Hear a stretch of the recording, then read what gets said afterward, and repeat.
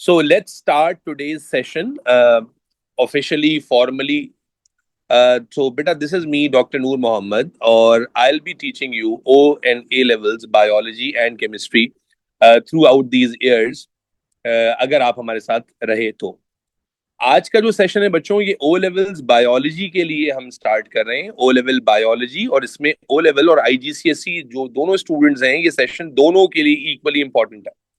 आज के सेशन में हमने मल्टीपल चीजें डिस्कस करनी है। We would be enlightening lot of queries जो आपके दिमाग में ऑलरेडी हैं। हो सकता है कि इस सेशन में आपके साथ your parents are along with you, और अगर नहीं भी हैं तो आई वुड रिक्वेस्ट कि आप अपने पेरेंट्स को भी कहें कि वो अपने आपके साथ आज का सेशन अटेंड कर लें। तो you will got to know a lot of details जो कि यूजुअली अनक्लियर होती हैं in O levels about every other subject, specially biology. ठीक है।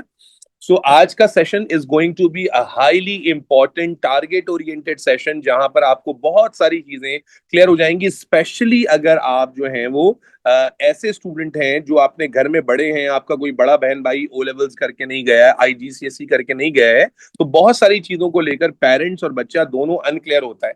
तो हमने कोशिश करनी है कि ऐसे तमाम बच्चों को जो है हर तरह की क्वेरी आज आंसर इंशाल्लाह कर दी जाए। देखो बेटा, सेशन के दो तीन हिस्से हैं। सबसे पहले इन the first part of the session I will be introducing my self obviously. why is this necessary? Do I need to introduce myself? Probably not. But होता क्या है, जब तक आपको आपके सामने जो शख्स मौजूद है ना, जब तक उसके ऑथेंटिसिटी और उसकी इंपॉर्टेंस, उसकी क्रेडिबिलिटी के बारे में आपको नहीं मालूम होता, तो उसकी बात को भी आप शायद उतना वैल्यू नहीं करते। जो स्टूडेंट्स या जिनके बहन भाई मुझसे पहले से पढ़ चुके हैं, उनको बहुत कुछ ऑलरेडी अंदाजा होगा। But those who haven't studied with me yet, उनके लिए जाहिर है इट्स माय रिस्पॉन्सिबिलिटी कि मैं अपने क्रेडेंशियल जरूर आपके सामने रखूं in the first part of the session. तो पहले पार्ट, सेशन के पहले पार्ट में I will be introducing myself, and then फिर हम बहुत सारी और बातें करेंगे जो इस सेशन को फ्रूटफुल बनाएंगी इंशाल्लाह ताला।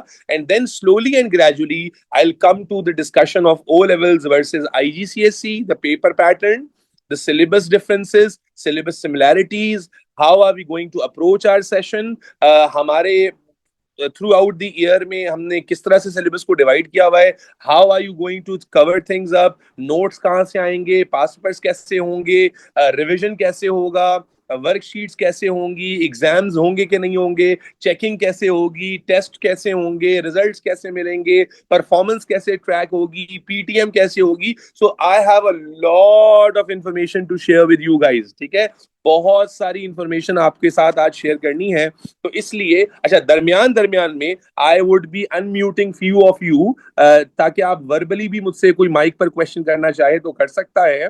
वरना towards the end of the session बच्चों, जब सेशन एंड होगा उसके बाद आई विल बी अवेलेबल, ठीक है, till the last moment to answer all the queries on mic. ठीक है, तो आई वुड रिक्वेस्ट, क्योंकि अगर सेशन का मोमेंटम बार बार ब्रेक डाउन होगा ना तो थोड़ा सा प्रॉब्लम होगा। मैं आप अपने क्वेश्चंस चैट बॉक्स में भी डाल सकते हो। मैं चैट बॉक्स में पढ़ पढ़ के भी जितना पॉसिबल होगा आई will be answering questions Midway also. लेकिन जो क्वेश्चंस आंसर नहीं भी हो पाएंगे तो वो questions definitely towards the end of the session में जरूर आंसर बेटा कर दूंगा। आप बिल्कुल परेशान इस बारे में ना हो। मेरा बच्चा, let's move to the slide. First tell me, are you all ready for today's session बच्चों? आप आज के सेशन के लिए तैयार हैं? Give me thumbs up. ठीक है जी, thank you so much. Be interactive, be responsive. बहुत ज्यादा एक्साइटेड होता हूं मैं हमेशा जब नया सेशन आता है। एज अ टीचर याद रखो कि मेरे लिए आज बहुत ही ज्यादा जॉयफुल मोमेंट होता है, बिकॉज मुझे एज अ टीचर बहुत ज्यादा ये चीज एक्साइट करती है, नए बच्चों से मिलना, नए बच्चों के साथ बातचीत करना, नए बच्चों के साथ अगले सेशन की प्लानिंग करना। बहुत ज्यादा मजा आता है, बहुत ज्यादा मजा आता है। तो thank you so much for taking your time out, और let's move to the slide. ठीक है बच्चा। मेरा बच्चा, this is me, as you can see on your screen now. Just a very formal way to introduce myself. So, my name is Noor Mohammed. I'm a medical doctor, an MBBS graduate from Dow University of Health and Sciences, and I have done my Part 1 specialization in gastroenterology. I have been into the teaching industry since 2010. since 2010. So it has been a long journey. 2026 आ गया है और 2010 से अगर आप count करेंगे तो बहुत सारे आप में से स्टूडेंट्स ऐसे होंगे जिनकी एजेस भी नहीं होंगी 16 या 17. So I've been into teaching for a very long time. And why is that so? Because teaching was always my first love. एक पैशनेट टीचर रहा मैं हमेशा throughout the career. I love to introduce interact with my students and love to do positive things for them. और अल्लाह ने कबूल किया, अल्लाह ताला ने इस चीज को बहुत ज्यादा अच्छे से चीजों को अलाइन किया और अल्हम्दुलिल्लाह for a very long time जितना भी हो सकता है अपने पोटेंशियल में I have been adding values into my students future. और अल्लाह का शुक्र है कि आज जो हमारी अपनी कम्युनिटी है, बच्चे हमें डीएनए के नाम से जानते हैं. डीएनए का नाम डॉक्टर नूर के नाम से आ गया है, डीएनए. और डीएनए के नाम से ज्यादा बच्चे जानते हैं. तो डीएनए की जो कम्युनिटी है वो 20,000 से भी ज्यादा स्टूडेंट्स की बन चुकी है, जिसमें एलुमनाइज हैं जो दुनिया की हर कंट्री में आपको ऑलमोस्ट मिलेंगे. और it has been a long time, really long time. Right now I'm affiliated with lot of O level and A level morning colleges and schools, alhamdulillah. And there's no need to mention all of that because आप वैसे भी social media पे सब कुछ होता है, आप find out कर सकते हैं. One of the highlight which I always proudly mention that I have been the Cambridge supervisor for the A levels exam since 2017. So since 2017 A levels examination के Cambridge supervisors के तौर पर I have been fulfilling my responsibilities. So it has been a long time over there as well. और Cambridge supervisor का काम होता है examiner centres को पेपर्स को अलाइन करवाना और पेपर्स को सेटअप करना. खासतौर पे ए लेवल्स के अंदर प्रैक्टिकल्स एग्जाम्स की बात हो रही है. जब तक आप ए लेवल्स में पहुंचेंगे you will got to know the importance of the supervisors जो कि कैम्ब्रिज सर्टिफाइड सुपरवाइजर्स होते हैं. Moreover I have been the only Pakistani doctor which has been the part of Medical Education Council of Pakistan. And this is basically an institute, MedCop के नाम से, जो कि doctors को train करता है. And they have got 7 trainers from different parts of the world, and I have been their trainer too since last 5 years now. ठीक है. So there I got to meet lot of future doctors, lot of undergraduates, lot of postgraduate students. So अगर आप मेरे साथ मेरी journey में आते हैं तो it is just the beginning बच्चों. यहाँ तो अभी शुरुआत हो रही है. नॉर्मली अल्लाह का बड़ा करम है, अल्लाह का फजल है, एहसान है कि जो बच्चे हमें ओ लेवल से ज्वाइन करते हैं by the time they get complete done with their A2 level तब तक तो साथ रहते ही हैं. बट जब वो यूनिवर्सिटी में चले जाते हैं तो हमारा जो एलुमनाई का ग्रुप है उसके अंदर भी वो अफिलिएटेड रहते हैं, अटैच रहते हैं, कम्युनिकेटेड रहते हैं और बड़ मिलते जुलते रहते हैं. मीटअप शीटअप भी चलते रहते हैं और फिर एक दूसरे को गाइड करना, एक दूसरे की काउंसलिंग करना. अगर कोई मेरा स्टूडेंट बैठा हुआ है जर्मनी में तो वो बता रहा है किसी आने वाले बच्चे को कि भाई जर्मनी आना है तो कैसे करना है. तो मतलब एक पूरी अल्हम्दुलिल्लाह एक इकोसिस्टम डेवलप हो गया है over the very long period of time, जो कि मुझे लगता है कि बहुत बड़ी ब्लेसिंग है. इसमें मेरा कोई कमाल नहीं है. अल्लाह ताला ने आप जैसे अच्छे बच्चों को हमारे साथ जो है ना एसोसिएट किया एंड अच्छी नीयत थी, अच्छा इंटेंट था, जिसकी वजह से आज हम एक बहुत बड़ी कम्युनिटी अल्हम्दुलिल्लाह बन चुके हैं. और मैं यही चाहता हूं कि जब आप हमारे साथ जुड़े और जब तक हमारा जो जर्नी है वो टुगेदर रहे, साथ रहे, तो आप एक कुछ डिफरेंट महसूस करें, आपको लगे कि आप एक सेफ एंड सिक्योर एनवायरनमेंट में हैं जहां आपकी हर तरह की जो नीड्स हैं, आपकी हर तरह की जो एजुकेशनल रिक्वायरमेंट है, आपकी हर तरह की जो क्वेरी है जो घर में आप डिस्कस नहीं कर पाते, जिस पे आपके पेरेंट्स कंफ्यूज होते हैं, जिस पर आपके फैमिली प्रेशर्स आप में एड ऑन हो रहे होते हैं, सब्जेक्ट्स की चॉइस को लेकर डिसीजन मेकिंग है, करियर अपॉर्चुनिटीज को लेकर डिसीजन मेकिंग है, specially for those student who want to pursue medical career. Medical career unfortunately is untapped, untouched by most of the हमारी जो सोसाइटी है. They do not know the whole diversification in the medical career. वो बस उनको यही नजर आता है कि भाई भाई एमबीबीएस कर ले बच्चा, बीडीएस कर ले, and nothing else they know about. तो इवेंचुअली वो सारी चीजें इंशाल्लाह ताला आपकी यहाँ पर एड्रेस हो जाएंगी इंशाल्लाह अज़्ज़ा वजल. सो ये बड़ा एक ब्रीफ सा इंट्रोडक्शन था. मैं क्विकली गो थ्रू करूंगा स्लाइड्स को because this is not my style. ये मुझे कहा गया मेरी टीम की तरफ से कि भाई बच्चों के लिए एक फॉर्मल इंट्रोडक्शन के लिए आप स्लाइड्स लगा दें, वरना normally I have the pencil in my hand, lot of things are going to be इंशाल्लाह ताला written on this slide. ठीक है जी. तो ये तो हमारी बेसिक सी बात हो गई. उसके बाद बहुत ज्यादा इंपॉर्टेंट बेटा, once you join with us, so this is the core team which has been with me since last 3-5 years. And इन लोगों से आपका बहुत वास्ता पड़ेगा. Sir Hasnain is going to be dealing in every kind of lecture recording things. Portal है LMS इस साल से हमने लॉन्च किया हुआ है. ठीक है, लर्निंग मैनेजमेंट सिस्टम है जहां पर आपकी प्रॉपरली अटेंडेंस भी हो रही होगी, और अटेंडेंस के साथ साथ आपका जो लेक्चर रिकॉर्डेड एक्सेस है, जो नोट्स की अपलोड है, वर्कशीट्स की अपलोड है, असाइनमेंट्स की अपलोड है, एंड इवेंचुअली जो टेस्ट की जो रिजल्ट्स हैं वो सारी चीजें पोर्टल के थ्रू आपको एक्सेस दिया जाएगा. तो वो सारी चीजें, ये दो लोग जो आपकी स्क्रीन पे आपको नजर आ रहे हैं, sir Hasnain and sir Zulqarnain, they have been my associate since very long now, and these are the go to persons in any time 24/7. आप अपनी किसी भी क्वेरी के लिए इन दोनों में से किसी को भी मैसेज कर सकते हैं, and they will get back to you as soon as they get the time. ठीक है, आप मुझे डायरेक्टली भी मैसेज कर सकते हैं, लेकिन कभी अगर मेरी तरफ से रिस्पॉन्ड नहीं आ रहा तो these are the two people जो फ्रंट लाइन पर आपको हर तरह की जो है ना वो काउंसलिंग प्रोवाइड कर रहे होते हैं, हर तरह की चीजें, हर तरह की रिसोर्सेज, हर तरह की क्वेरी आपकी जो है वो एड्रेस कर रहे होते हैं.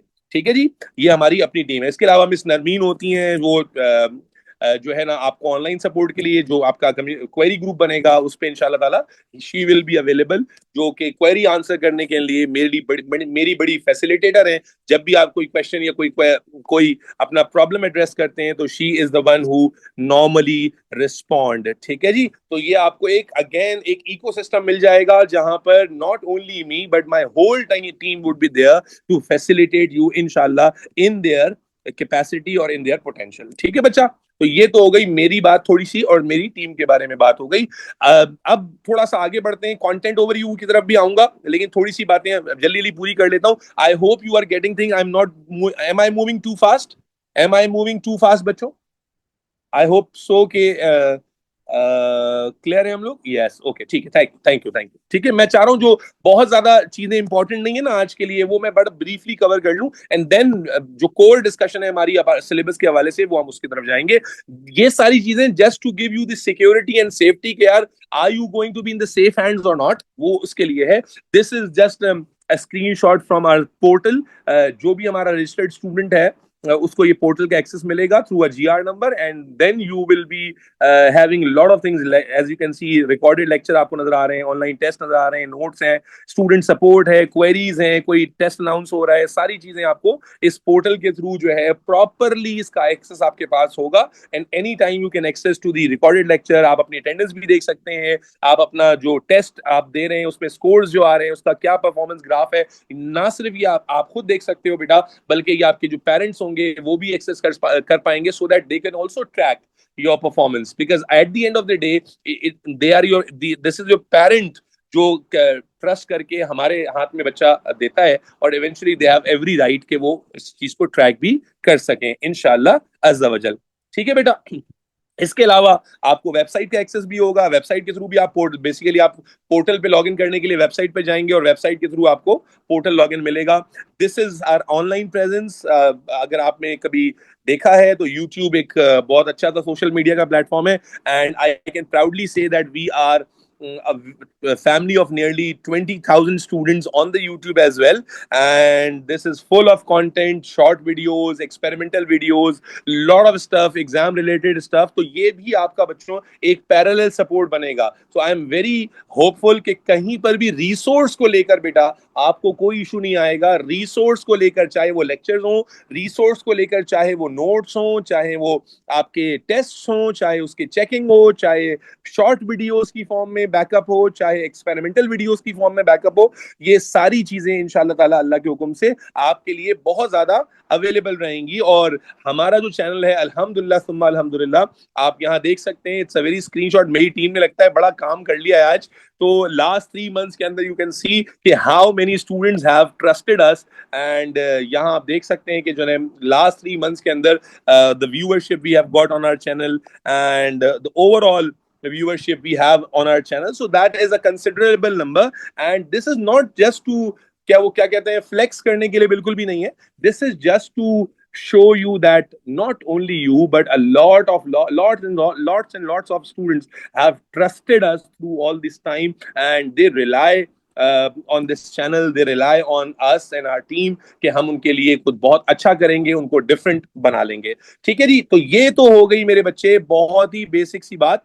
ये हमारे कुछ प्रीवियस ईयर्स के रिजल्ट्स हैं, बहुत लंबी लंबी कहानी है, ये बच्चों के बड़े बड़े एसेज हैं जो यूजुअली बच्चे जब लगता है उनको कि we had added some value into their preparation, तो दिस इज देयर ऑब्वियसली एक क्या होता है उनका नेचुरल फीडबैक होता है, उनकी एक नेचुरल इमोशन होती है अपने टीचर के साथ, उसकी टीम के साथ, तो ये भरे में अल्हम्दुलिल्लाह अल्लाह का शुक्र है कि इसमें कोई फैब्रिकेशन नहीं है, this is purely organic.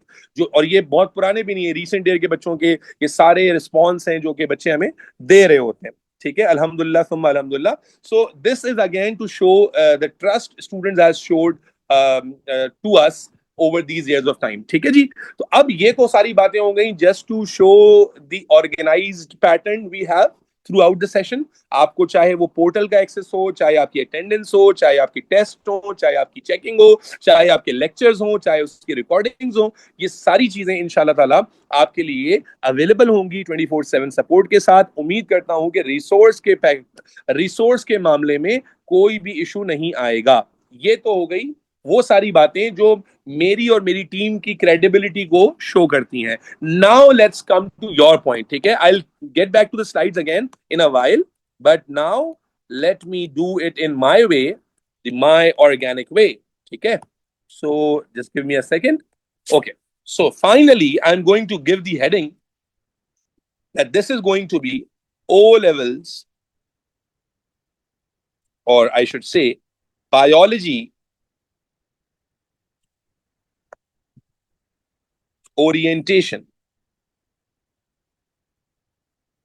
So the purpose of this particular session now is to give you complete idea about the syllabus, about the paper pattern, about the checking criteria, about everything you as a student needs to know on day one. याद रखो बच्चों, एक saying के साथ मैं ये बात शुरू करता हूं। एक बड़ी फेमस सेइंग है कि an idiot with a plan can beat a genius without a plan. अगर आप बहुत स्मार्ट नहीं हो लेकिन आपके पास एक अच्छा प्लान मौजूद है, एक गुड स्ट्रेटेजी मौजूद है, यू विल बीट और you will come all the way, और you will go all the way compare to all those geniuses जो बगैर किसी प्लान के काम कर रहे हैं, जिनके प्लान्स कोई नहीं है, रैंडम प्रिपरेशन है, रैंडम स्ट्रेटजीज हैं। तो याद रखें, this is a confidence booster for every student जिसको लगता है कि ओ लेवल्स मुश्किल हो सकता है या ओ लेवल साइंसेस डिफिकल्ट होगा। अगर आपके पास एक अच्छी स्ट्रेटेजी है, गुड प्लान है, गुड स्ट्रेटेजी है, trust me on this, you are never going to regret it. आप बहुत स्मूथली कंसिस्टेंसी के साथ अपनी चीजों को अलाइन रखते हुए प्रिपेयर कर जाओगे एंड आपको टुवर्ड्स द एंड लगेगा कि इतना भी मुश्किल नहीं था जितना हमने सोचा था। हाँ, याद ये रखना है कि मेरे बच्चे कंसिस्टेंसी यहां पर बड़ी इंपॉर्टेंट है। ये ओ लेवल्स के उन सब्जेक्ट्स की तरह नहीं है जो आप प्रीवियस ईयर्स में देकर आए, लाइक पाकिस्तान स्टडीज, उर्दू इस्लामियान, वो भी इंपॉर्टेंट सब्जेक्ट्स हैं बट उनका नेचर इज टोटली डिफरेंट। वो थ्योरेटिकल सब्जेक्ट्स हैं, थियोरेटिकल सब्जेक्ट्स हैं, कॉन्सेप्ट से ज्यादा लर्निंग इन्वॉल्व करते हैं और शायद आप में से बहुत सारे बच्चों ने बहुत कम टाइम के अंदर भी उन सब्जेक्ट्स को अच्छे से कवर कर लिया होगा। बट साइंसेस की जब हम बात करते हैं तो साइंसेस में you need to be very well aware of this कि आपने एंड के लिए चीजें जमा नहीं करनी होती बल्कि आपने थ्रू आउट दी सेशन अपनी जो प्रिपरेशन है, टुक टुक टुक टुक टुक, it's like a test match. ठीक है, टेस्ट मैच की तरह खेलना है इसको। ठीक है, रेगुलर आपने इनिंग टू इनिंग और रेगुलर सेशन टू सेशन जो है ना परफॉर्म करना है। In that way you keep yourself calm and you prepare well enough for your exams. ठीक है बेटा, चलिए शुरू करते हैं। तो मेरे बच्चे, सबसे पहले तो आज के सेशन में आपको ये पता होना चाहिए, आई होप, अच्छा मुझे बताओ यहां तक क्लियर है सब? I am going to move to the next stage of the session. तो यहां तक क्लियर है? Do you want to ask anything about me और माय टीम और anything about whatever I have discussed till now? इसमें कोई सवाल है तो अभी पूछ लो बेटा।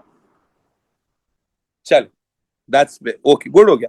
नाउ मेरे बच्चा, जब आप ओ लेवल्स में आते हो ना तो सबसे पहला जो कंफ्यूजन है जो हर बच्चे के दिमाग में है वो क्या है कि सर ये ओ लेवल्स क्या है और आईजीसीएसई क्या है, and sir are you going to cater O levels और आईजीसीएसई इन दिस क्लास? तो ये सबसे इंपॉर्टेंट क्वेश्चन है and I have to address this with full elaboration, ताकि थ्रू आउट दी सेशन मुझे ये बात बार बार आप बच्चों को समझानी ना पड़े, ठीक है? और आप भी अपने माइंड से बिल्कुल क्लियर हो अबाउट एवरीथिंग, जो कि कंफ्यूज करती है बहुत सारे बच्चों को, क्योंकि अनफॉर्चुनेटली बहुत सारे बच्चों को जो इवन स्कूल गोइंग होते हैं उनको भी, और जो प्राइवेट कर रहे होते हैं उनके लिए तो बहुत बड़ा मसला है, because they don't have any particular solid guidance and they remain confuse कि सर हम क्या कर रहे हैं, सर आप क्या करा रहे हैं, सर आप आईजीसीएसई करा रहे हैं कि जीसी करा रहे हैं, सर पास पेपर कैसे होंगे, सर दोनों में डिफरेंस क्या है, सर हम कौन सा ऑप्ट करें। ये सारी चीजें प्रॉब्लम में डालती है ना बच्चों, ये सारी चीजें प्रॉब्लम में डालती हैं। आपने घर में भी सारी डिस्कशन सुनी होंगी। So it's time to talk about all of that. तो मेरे बच्चे सबसे पहले समझ लें कि जब आप कैम्ब्रिज सिस्टम में आए हैं तो कैम्ब्रिज आपको दो तरह के बोर्ड्स ऑफर करता है, दो तरह के बोर्ड्स। एक जिसे वो कहता है GCSE, which is more famous with the name of O levels, and secondly जो कि है IGCSE, again that is equivalent to O levels। जब आप कैम्ब्रिज सिस्टम में आ गए हो, late me be very very clear, आप जब कैम्ब्रिज सिस्टम में आए हो तो कैम्ब्रिज सिस्टम में Cambridge offers these two boards, both are equivalent to each other, that doesn't matter कि आप IGCSE करते हो कि GCE करते हो। मैं आपको दोनों बातें क्लैरिटी के साथ बताऊंगा बगैर किसी परेशानी के, ठीक है जी? अच्छा, चैट में आपको सर सलमान के मैसेज भी नजर आ रहे होंगे। बाद में जिन बच्चों ने कांटेक्ट करना है प्लीज इस नंबर पे कांटेक्ट कर लीजिएगा, ये नंबर अपने पास सेव कर लीजिएगा, ठीक है? अब हम आ रहे हैं अपने सिलेबस की तरफ। तो कैम्ब्रिज सिस्टम में GCSE और IGCSE, ये दोनों तरह के बोर्ड्स बच्चों आपको ऑफर किए जाते हैं, और ये दोनों बोर्ड्स आपको केमिस्ट्री में, फिजिक्स में और बायोलॉजी में, तीनों जगह पर आपको ये ऑफर होते हैं। इवन मैथ्स में भी होते हैं, ठीक है, साइंसेस में होते हैं। अब मेरा बच्चा दोनों में बेसिक सिमिलैरिटी और डिससिमिलैरिटी को समझ लेते हैं बहुत क्लैरिटी के साथ। आई होप कि वन गो में, वन शॉट में आपको बात समझ में आ जाएगी। बेटा यहां पर भी पर्टिकुलरली फॉर बायोलॉजी में बात कर रहा हूं, and this is going to be same for chemistry and physics as well. Biology के अंदर you have to appear for 3 components, यानी सिंपली बात यह है कि आपको जब एग्जाम देना होगा तो दोनों ही सिस्टम्स में आप 3-3 एग्जाम्स देंगे, 3-3 पेपर्स देंगे, जिनको हम 3 कंपोनेंट्स कहते हैं। Number one the MCQ component, number 2 the theory component, and number 3 the component which is called as ATP, alternative to practical। let me be very very clear, बेटा दोनों सिस्टम्स को हम हेड टू हेड कंपेयर करने जा रहे हैं, because I know this very well that in my session today there are many students who are not very clear about this all stuff। So we have got GCSE and IGCSE qualifications both by Cambridge। दोनों के अंदर you have to appear for 3 different components। 3 components यहां भी हैं, 3 components यहां भी हैं। MCQ, theory, ATP, same as it is here. MCQ, theory, ATP, आपको दोनों में ही 3-3 कंपोनेंट्स में अपेयर होना होता है। तो सर डिफरेंस तो कुछ हुआ नहीं, यही बात तो मैंने आपको समझानी है बेटा, कि जो आपके माइंड में क्लियर नहीं है कि व्हाट्स द डिफरेंस, तो वो मैं आपको बताने चाह रहा हूं कि मेरे बच्चे डिफरेंस कैसे है, कहां पर सिमिलैरिटी है, कहां डिफरेंस है। तो नंबर 1, दोनों के अंदर you will B appearing for 3 components. ये बात क्लियर है बच्चों? दोनों के अंदर 3 कंपोनेंट्स है, ये बात क्लियर है? दोनों में आपको 3-3 एग्जाम देने होंगे बेटा। रिस्पॉन्ड करते जाइएगा साथ साथ, जितने अच्छे से आप रिस्पॉन्ड करेंगे मेरी एनर्जी और हाई अप होगी और बूस्ट अप होगी, ठीक है? दोनों के अंदर बेटा 3-3 components. Thank you so much बच्चों, thank you, you have been a lovely crowd till now, thank you so much. तो मेरे बच्चे दोनों में 3-3 कंपोनेंट। अब फर्क क्या आ जाता है कि बेटा यहां पर जो एमसीक्यू कंपोनेंट है, जो हमारा जीसी सिस्टम है, इसमें जो एमसीक्यू पेपर है इसे हम पेपर 1 कहते हैं। थ्योरी पेपर को यहां पर पेपर 2 कहते हैं, एंड एटीपी पेपर को यहां पर पेपर 4 कहते हैं, ठीक है? ये पहला डिफरेंस है कि जो जीसी सिस्टम है, जीसीएसई सिस्टम है, इस सिस्टम में एमसीक्यू थ्योरी और एटीपी कंपोनेंट है, और इनके लिए जो पेपर कोड्स हैं वो है पेपर 1, पेपर 2, पेपर 4, ठीक है जी? जबकि यही पेपर्स जब हम आईजीसीएसई सिस्टम में दे रहे होते हैं तो यहां पर जो एमसीक्यू पेपर है ये पेपर 2 कहलाता है, जो थ्योरी पेपर है ये पेपर 4 कहलाता है, एंड जो एटीपी पेपर है दिस इज कॉल्ड पेपर 6। तो पहला बेसिक डिफरेंस तो आपको समझ में आ गया कि नेचर ऑफ पेपर में डिफरेंस नहीं है। Here you have the MCQ, here you have the MCQ paper, here you have the theory paper, here also you have the theory paper. यहां पर आपके पास एटीपी है ऑल्टरनेटिव टू प्रैक्टिकल, यहां पर भी आपके पास एटीपी है ऑल्टरनेटिव टू प्रैक्टिकल। सिर्फ फर्क क्या है, इसको पेपर 1, 2, 4 कह दिया गया है, इसको 2, 4, 6 कह दिया गया है। पहली बात तो ये क्लियर हो गई कि पेपर 1, पेपर 2, पेपर 4 ये यहां कहा जा रहा होता है, हालांकि वो असल में एमसीक्यू पेपर, थ्योरी और एटीपी पेपर है, जबकि यहां पर उन्हें पेपर 2, पेपर 4 और पेपर 6 कहा जा रहा होता है। ये तो है पहला डिफरेंस। आए दूसरे डिफरेंस की तरफ चलते हैं। मेरे बच्चों, एमसीक्यू सर, एमसीक्यू दोनों में तो दो डिफरेंट तो होगा ना सर, डिफरेंट तो होगा। आए देखते हैं कितना डिफरेंट है। बेटा यहां जो एमसीक्यू होता है ये 40 मार्क्स का पेपर होता है, और यहां पर भी 40 मार्क्स का पेपर होता है। जी जी जी, you heard me right. MCQ paper है, ये नहीं कि सिर्फ एमसीक्यू है, दोनों जगह पर जो पेपर है वो भी इक्वल मार्क्स का है। 40 मार्क्स का पेपर है यहां पर भी, और 40 मार्क्स का पेपर है यहां पर भी। Is this clear? दोनों जगह पर 40-40 मार्क्स का एमसीक्यू है। फिर डिफरेंस क्या है सर? डिफरेंस ये है कि यहां पर जो पेपर है ये करना होता है 1 आवर में। You have to do the paper in 1 hour, and then जब आप यहां आते हैं अपना आईजीसीएसई सिस्टम में, तो you have to do the paper in 45 minutes. So that is the difference जो आपको यहां पर नजर आ रहा है। बात समझ आ रही है या नहीं आ रही है मेरे बच्चे? यहां मार्क्स में डिफरेंस नहीं है। अब यही जानकर आप में से बहुत सारे बच्चों को क्लैरिटी आएगी, अच्छा डिफरेंस यहां आ रहा है। मेरे बच्चे यहां पर भी मार्क्स 40 हैं, 40 एमसीक्यूज हैं, यहां पर भी मार्क्स 40 हैं, 40 एमसीक्यूज हैं, बट डिफरेंस क्या आ रहा है? टाइम में। The time given for the GCSE student और GC student is 1 hour for the paper, MCQ paper. However, the IGCST student has only 45 minutes to complete the paper. अब आप कहेंगे sir ये तो अनफेयर है। ये तो अनफेयर हुआ ना भाई, जब मार्क्स बराबर हैं तो ड्यूरेशन बराबर क्यों नहीं है? अरे बोलो ना भाई, पुलिस बुलानी पड़ेगी क्या? चैट में बोलते जाओ। क्या ये बात अनफेयर लग रही है, नहीं लग रही है? लग रही होगी ना थोड़ी थोड़ी अनफेयर, कि भाई आईजीसीएसई स्टूडेंट के ऊपर तो जुल्म हो रहा है कि इसको तो 15 मिनट कम मिल रहे हैं। तो मेरे बच्चे उसका रीजन है difficulty level.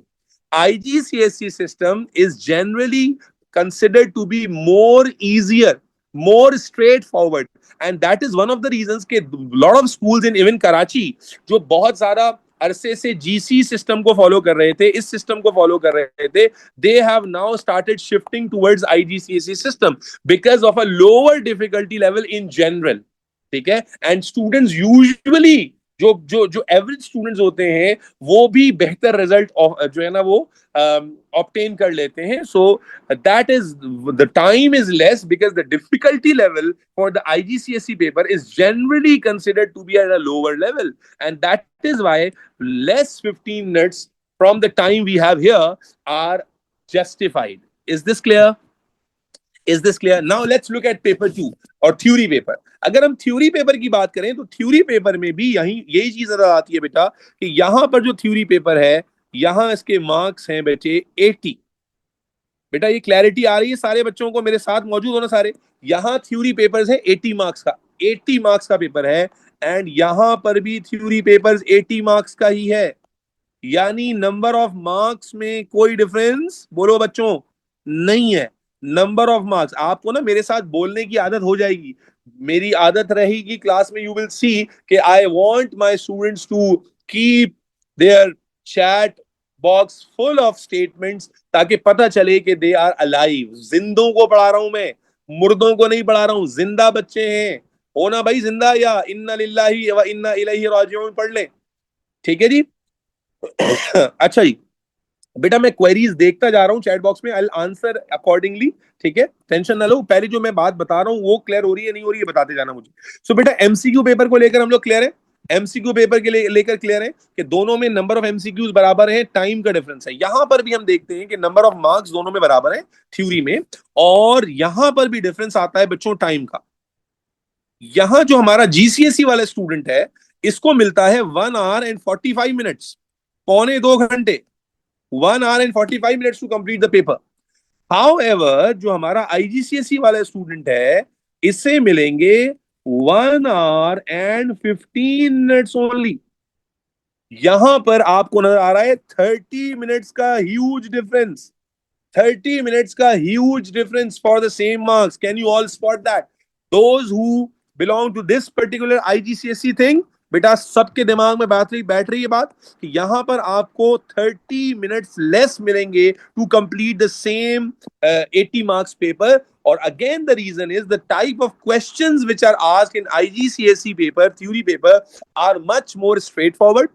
Most of the questions are one liner or two liners or one keyword or two keyword, or very few questions which are actually critical, and very few questions which are actually which actually require 6-7 line answers. However, when we talk about this particular paper, so there are more questions which are logically critical in nature, and they are about the command words like suggest and why, how. So that there the student needs to think and structure the answer properly, and then the student is supposed to write the answer in a correct way. So therefore यहाँ पर आपको same marks के लिए half an hour ज़्यादा मिल रहा है। So again that justifies that IGCSE system की जो difficulty level है वो relatively lower होने की वजह से यहाँ पर उसको चैलेंजिंग बनाने के लिए टाइम कम रखा गया है। मरियम शेर अली, ठीक है, टाइम यहां पर कम रखा गया है because time is going to give you a tough challenge. यहां पर क्वेश्चन से ज्यादा टाइम आपको बीट करना है कि आपको क्वेश्चन तो आ रहा था but you just wasn't able to manage the time, तो आप definitely फिर पेपर आपका छूट जाएगा। So here the biggest challenge is the time management, and here the challenge is not the time management, here the challenge is the critical analytical thinking and problem solving skill जो है इंशाल्लाह throughout the session हम आपके लिए develop करेंगे। Is this clear? ठीक है। उसके बाद आ जाता है finally the ATP paper, alternative to practical. अच्छा बेटा, ऑल्टरनेटिव टू प्रैक्टिकल क्या है? नॉर्मली क्या होता है, एक पेपर है कैम्ब्रिज में जो है practical paper, where you the student needs to go to the lab और वहां जाकर वो प्रैक्टिकल करता है। बट हम जो जोन 4 में आते हैं, जितने भी हमारे गल्फ कंट्रीज हैं, पाकिस्तान है, ये हमारे पास प्रैक्टिकल पेपर का ऑप्शन अवेलेबल नहीं होता। और चूंकि प्रैक्टिकल पेपर का ऑप्शन अवेलेबल नहीं होता, तो Cambridge has given us the option of ATP, alternative to practical. अभी जब मैं एटीपी स्टार्ट कराऊंगा तब डिटेल में बताऊंगा। अभी के लिए आप यूं समझ लो कि एटीपी इज अ पेपर कि जहां पर आपको बिरयानी बनानी नहीं है। You are not suppose to cook the biryani, rather you are suppose to tell the recipe. Alternative to practical, आपको बिरयानी बनानी नहीं है, बिरयानी बनाने की रेसिपी बतानी है। समझ आ रही है? कोरमा बनाना नहीं है, अचारी गोश्त बनाना नहीं है, उसको बनाने की रेसिपी बनानी है। समझ में आ रही है? जैसे होते हैं डब्बे वाले मसाले आते हैं ना भाई, डब्बे वाले पैकेट वाले मसाले देखिए, उस पर लिखा होता है कि भाई इतनी अनियन ले लें, इतना आलू ले लें, इतना तेल ले लें, पहले तेल को गर्म करें, फिर उसमें प्याज को लाल करें, फिर उसको निकाल लें, फिर उसमें गोश्त को फ्राई करें, फिर लहसुन अदरक का पेस्ट डालें। अरे भाई, पढ़कर आप जब उसको पढ़ते हो तो पढ़ने के बाद कोई न्यू न्यू कुक जो बन रहा होता है वो उसको पढ़कर रेसिपी तैयार कर लेते हैं ना, यस और नो? तो ATP is just like the very same paper, जहां पर आपको बिरयानी बनानी नहीं होगी बट उसके थ्योरेटिकल अप्रोच को जरूर लिखना होगा। We will talk about it later जब हम एटीपी डिटेल में इंशाल्लाह ताला कर रहे होंगे। Now when we talk about ATP, it's a very important and bonus paper, scoring paper, and as far as the marks are concerned, तो यहां पर भी हमारे पास मार्क्स जो हैं वो दोनों जगह पे इक्वलेंट है। We have got 40 marks here. आप लोगों का रिस्पॉन्स आना बेटा बंद हो गया चैट में। I really want everybody to be interactive throughout in the session. ठीक है, P3 and P5 are core papers. Yes, वो कोर के होते हैं बेटा। अगर आप में से कोई कोर वाला बच्चा हो तो उसके लिए वो कोर पेपर है। ज्यादातर बच्चे आईजीसीएसई में एक्सटेंडेड दे रहे होते हैं, तो हम मेजोरिटी की बात कर रहे हैं इस वक्त। Core is very simple one. अच्छा, मार्क्स 40 है यहाँ पर भी बेटा मार्क्स 40 है।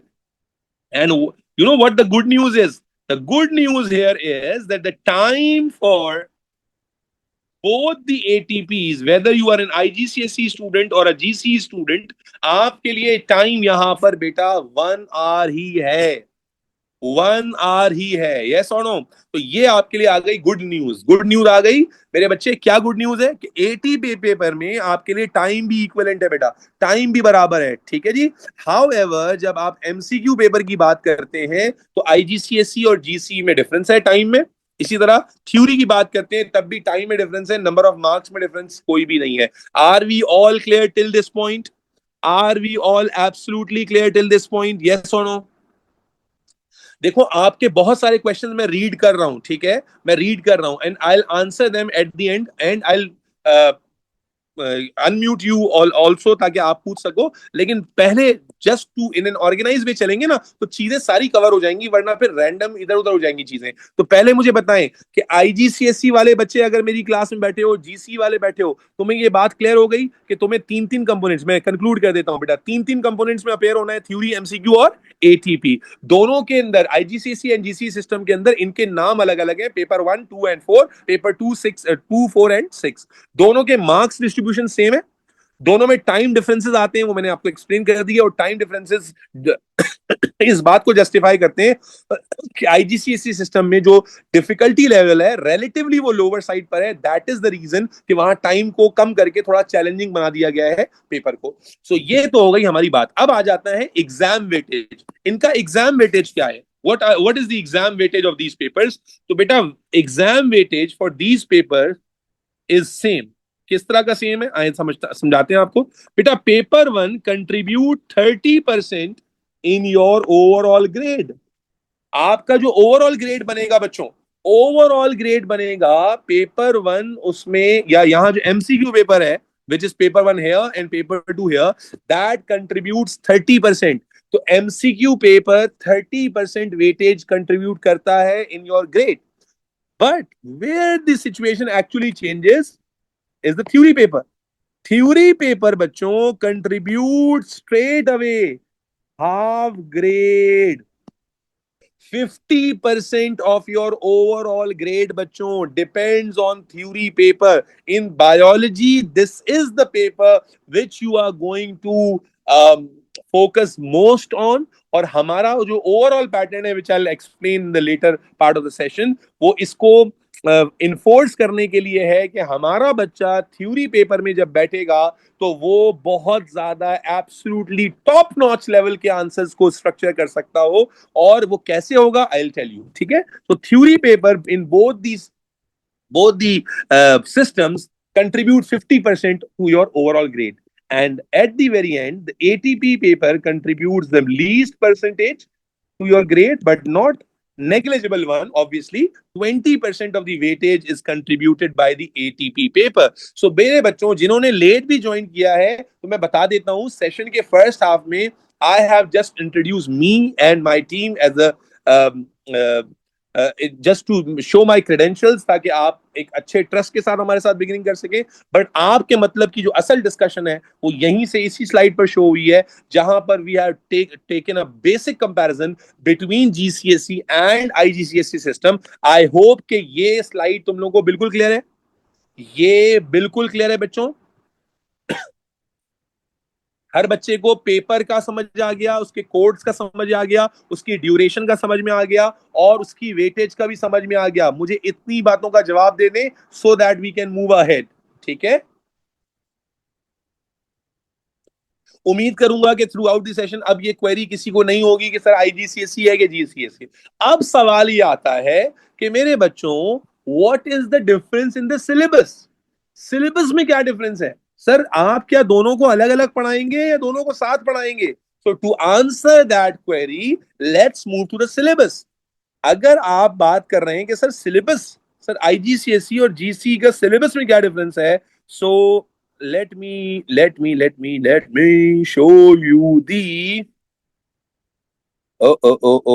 hold on. Here we come. So this is the updated syllabus जो कि आपकी वेबसाइट पर है, कैम्ब्रिज की वेबसाइट पर, for your session, and here you can see this is O level subject code 5090 and this is IGCSE subject code 0610. ठीक है जी, अभी इसका पेपर पैटर्न मैं सारा समझा चुका हूं and here you should see head to head content. Head to head content देखेंगे बेटा, जरा तवज्जो से देखिएगा ताकि आपके दिमाग में जो एक्स्ट्रा क्वेरीज हैं वो खत्म हो जाएं. Cells, characteristic and classification, movement in and out of the cell, movement in and out of the cell, biological molecules, enzyme, plant nutrition, transport in living plants, plant nutrition, transport in plants, human nutrition, human gas exchange, gas exchange in human, disease and immunity, excretion. आपको ये दिखाने का purpose सिर्फ ये है कि अगर आप दोनों सिलेबसेस को हेड टू हेड देखेंगे so 95% content is exactly the same. It is not the content which is actually different. The difference actually comes in the way the questions are asked. देखो जो कंटेंट है ना, जो content है overall, जो ये तो मैंने आपके सामने सिर्फ कंटेंट लिस्ट लिखी है. अगर आप details of the learning objective में चले जाएंगे जो हम इंडिविजुअली चैप्टर्स में जा रहे होंगे, सो याद रखें आपको 95% कंटेंट जो है वो बिल्कुल सेम है, बिल्कुल सेम. डिफरेंस कहां पर आता है वो मैं आपको बता देता हूं. सबसे पहला जो डिफरेंस आपको नजर आ रहा होगा वो यहां पर नजर आएगा, विच इज एक ड्रग्स का टॉपिक यहां लिखा हुआ है और यहां पर नहीं लिखा हुआ. अगर आप इस लिस्ट में देखेंगे तो ड्रग्स का टॉपिक यहां पर आपको लिखा हुआ नजर नहीं आएगा. But here comes the kick, hair comes the catch. ये तो वो बच्चा देख रहा है ना, जो बच्चा अभी देख रहा है कंटेंट को. अगर आपको कोई एक्सपीरियंस टीचर बताएगा तो बेटा ये भी डिफरेंस नहीं है. क्यों नहीं है मैं बताता हूं आपको. बेटा ये इसलिए नहीं है कि जब हम लोग डिजीजेज एंड इम्यूनिटी पढ़ रहे होंगे यहाँ ये जब हम डिजीज एंड इम्यूनिटी पढ़ रहे होंगे तो डिजीजेज एंड इम्यूनिटी में ड्रग्स का पार्ट भी इंक्लूडेड है.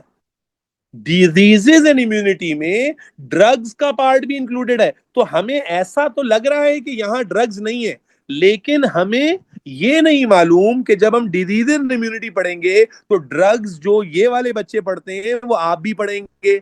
Are you getting my point और नॉट. यानी कंटेंट लिस्ट में तो हमें नजर आ रहा है कि ड्रग्स यहां पर है और यहां पर नहीं है, लेकिन मेरे बच्चे रियलिटी में ऐसा नहीं है. रियलिटी में यहां ड्रग्स एक सेपरेट टॉपिक है. बेटा मुझे मेरी बात का जवाब देते जाइएगा अगर बात समझ में आ रही है. यहां पर ड्रग्स एक सेपरेट टॉपिक है, बट यहां ड्रग्स का जो टॉपिक है that is the part of diseases and immunity. तो इसलिए this is not your headache. ये आपका हेडेक नहीं है, ये आपका हेडेक नहीं है कि आप जो है वो ये सोचेंगे सिलेबस में क्या इंक्लूडेड है. ये मेरा एज अ टीचर हेडेक है कि मैं आपको वो सारा कंटेंट कवर कराऊं. आपको वो कंटेंट बस कवर करना है. Are you getting my point. देखो बहुत सारे ना बच्चों को बहुत सारे इश्यूज आते हैं, मैं बताता हूं इन जनरल ना. बहुत सारे बच्चे क्या होते हैं, अब वो लेट फॉर एग्जांपल स्कूल में पढ़ा हुआ होता है. अब ये इशू होगा और ये इशू मैं बहुत कोशिश करता हूं कि पेशेंटली एड्रेस करूं.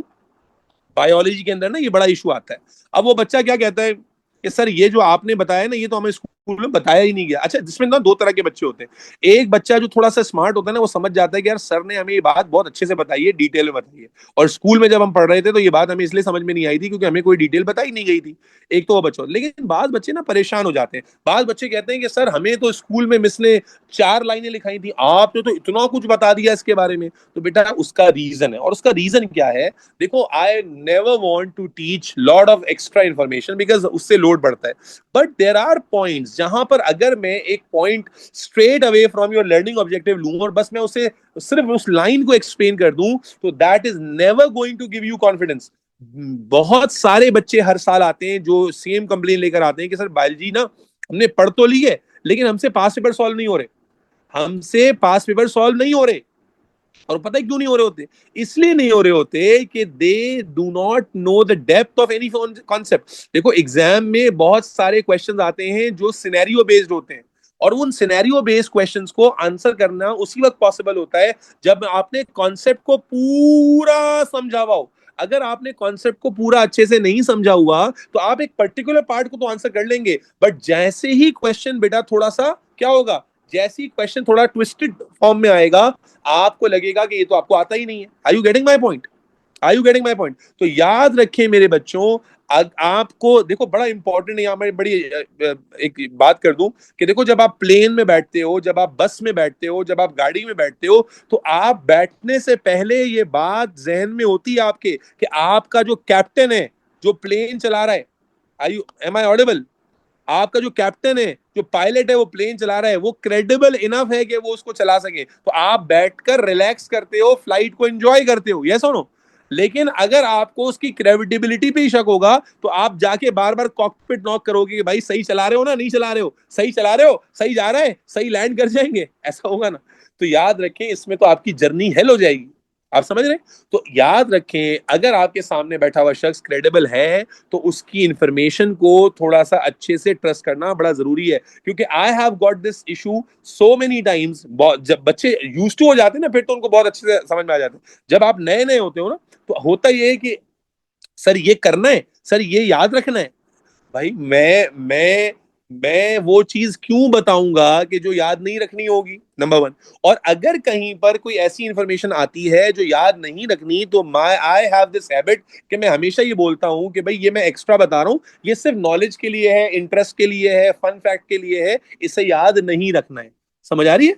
याद नहीं रखना है। तो याद रखें कि इस बात को लेकर मुझे उम्मीद है कि कोई कंसर्न नहीं रेज होगा कि सर क्या ये करना है, सर ये क्या याद करना है, सर ये क्या याद करना है। नहीं बेटा, ये वाली चीज याद रखो। अगर आप बायोलॉजी के स्टूडेंट हो ना, तो ये वैसे भी आपको सूट नहीं करती। आपको नॉलेज के एक समंदर में उतरना है, and trust me on this, बहुत मजा आएगा। बहुत तुम दरमियान में इतने ज्यादा एक्साइटेड हो जाओगे कि मैं तुम्हें कहूंगा कि बस बस, इससे ज्यादा नहीं जानना, इससे ज्यादा मत पूछो, मैं तुम्हें रोकूंगा। बिकॉज दरमियान में जब चीजें तुम्हें समझ में आने लगेंगी ना, तो तुम्हारा इंटरेस्ट फैक्टर इतना ज्यादा बढ़ जाएगा कि तुम बोलोगे सर ये क्या होगा। बल्कि तुम अपने घर में बहुत सारे जो मेडिकल केसेस हैं ना, जब इंशाल्लाह ताला हम ऐसे चैप्टर्स पढ़ेंगे जहां मेडिकल डिजीज आएंगी, एक मेडिकल प्रोफेशनल की हैसियत से जब जब हम उसे क्लिनिकली रिलेट करेंगे, तो you will get the excitement वाली फीलिंग कि अरे अच्छा, वो जो अम्मी को डायरिया हुआ था, वो जो अब्बू को फीवर हुआ था, वो जो भाई को खांसी हो रही थी, वो जो हमारी फुप्पो को अल्लाह ना करे जो है ना वो एलर्जी हुई थी, वो क्यों हुई थी, उसके पीछे मेडिकल साइंस क्या थी। तो ये सारी चीजें आपको और नेचुरली एक्साइट करती हैं, आपका इंटरेस्ट लेवल बढ़ा देती हैं। तो मेरे बच्चे, कंटेंट वाइज अगर हम कवर करें ना, तो बज़ाहिर आपको ऑन पेपर तो नजर आ रहा है कि यहाँ 19 है और यहाँ 21 कंटेंट है। लेकिन अगर मैं डिटेल्स को हेड टू हेड कवर करूंगा, तो बेटा this is almost the same. Content को लेकर समझ में आ गई बात? देखो बहुत सारी चीजें तो यहाँ पर क्लियर ही नहीं है ना, समझना मेरे बच्चे, बहुत सारी चीजें यहाँ पर क्लियर नहीं है। फॉर एग्जाम्पल, अब देखो जैसे यहाँ पर देखें, ह्यूमन न्यूट्रिशन का चैप्टर है। अब ह्यूमन न्यूट्रिशन के चैप्टर के अंदर भी दो चैप्टर्स हैं। इसी तरह यहाँ पर आप देखें कि अल्लाह आपका कोऑर्डिनेशन एंड कंट्रोल है। कोऑर्डिनेशन कंट्रोल के अंदर चार टॉपिक्स हैं। पिछले साल हमारा एक बच्चा था, वो कह रहा है सर होम्योस्टेसिस आप पढ़ा रहे हैं, होम्योस्टेसिस तो सिलेबस में है ही नहीं।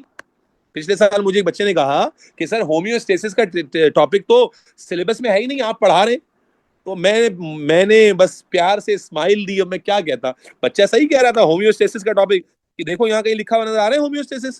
कहीं पर लिखा हुआ है होम्योस्टेसिस? बच्चों बताओ, कहीं पर लिखा हुआ है होम्योस्टेसिस? नहीं लिखा हुआ। लेकिन मेरे बच्चे, because as a teacher I have this duty to complete, पेलना थोड़ी है भाई। तो मेरे बच्चे, when you go into the detail of coordination and control की डिटेल में जाएंगे, there homeostasis comes as a topic. ठीक है? In the old syllabus, homeostasis was an isolated chapter, but now it is the part of coordination and control. So as a teacher, I know this ना। अब अगर मैं आपको छुड़वा दूं तो आपको क्या पता चलेगा? नहीं पता चलेगा ना। लेकिन इट्स माय ड्यूटी कि भाई अगर आपने वो नहीं पढ़ा कहीं पर, मैं तो पढ़ाऊं। ठीक है? मैं आपको तो आंसरेबल हूं, अल्लाह ताला को भी तो आंसरेबल हूं भाई, कि मैंने ईमानदारी से अपनी जॉब को पूरा किया या नहीं किया। Are you all clear till this point? तो बेटा सिलेबस कंटेंट को लेकर जस्ट एज एन ओवरव्यू मैंने आपको दिखाना था कि the content is not actually different, almost the content is same. Minute details है वो मैं हमेशा मेंशन करूंगा कि जहां पर डिफरेंस आएगा वहां आई विल टेल यू कि ये डिफरेंस है। Is this clear? Are we good to go? Syllabus content को लेकर ये क्लियर है बच्चों? Very good. Now here comes the very very very important part, very important part of today session. ठीक है? Very important part of today session. अच्छा, वो कह रहा है कोई ड्रग्स का चैप्टर इंक्लूडेड नहीं है। मेरे बच्चे ड्रग्स का टॉपिक अभी भी इंक्लूडेड है। अच्छा जी, अब आ जाएं।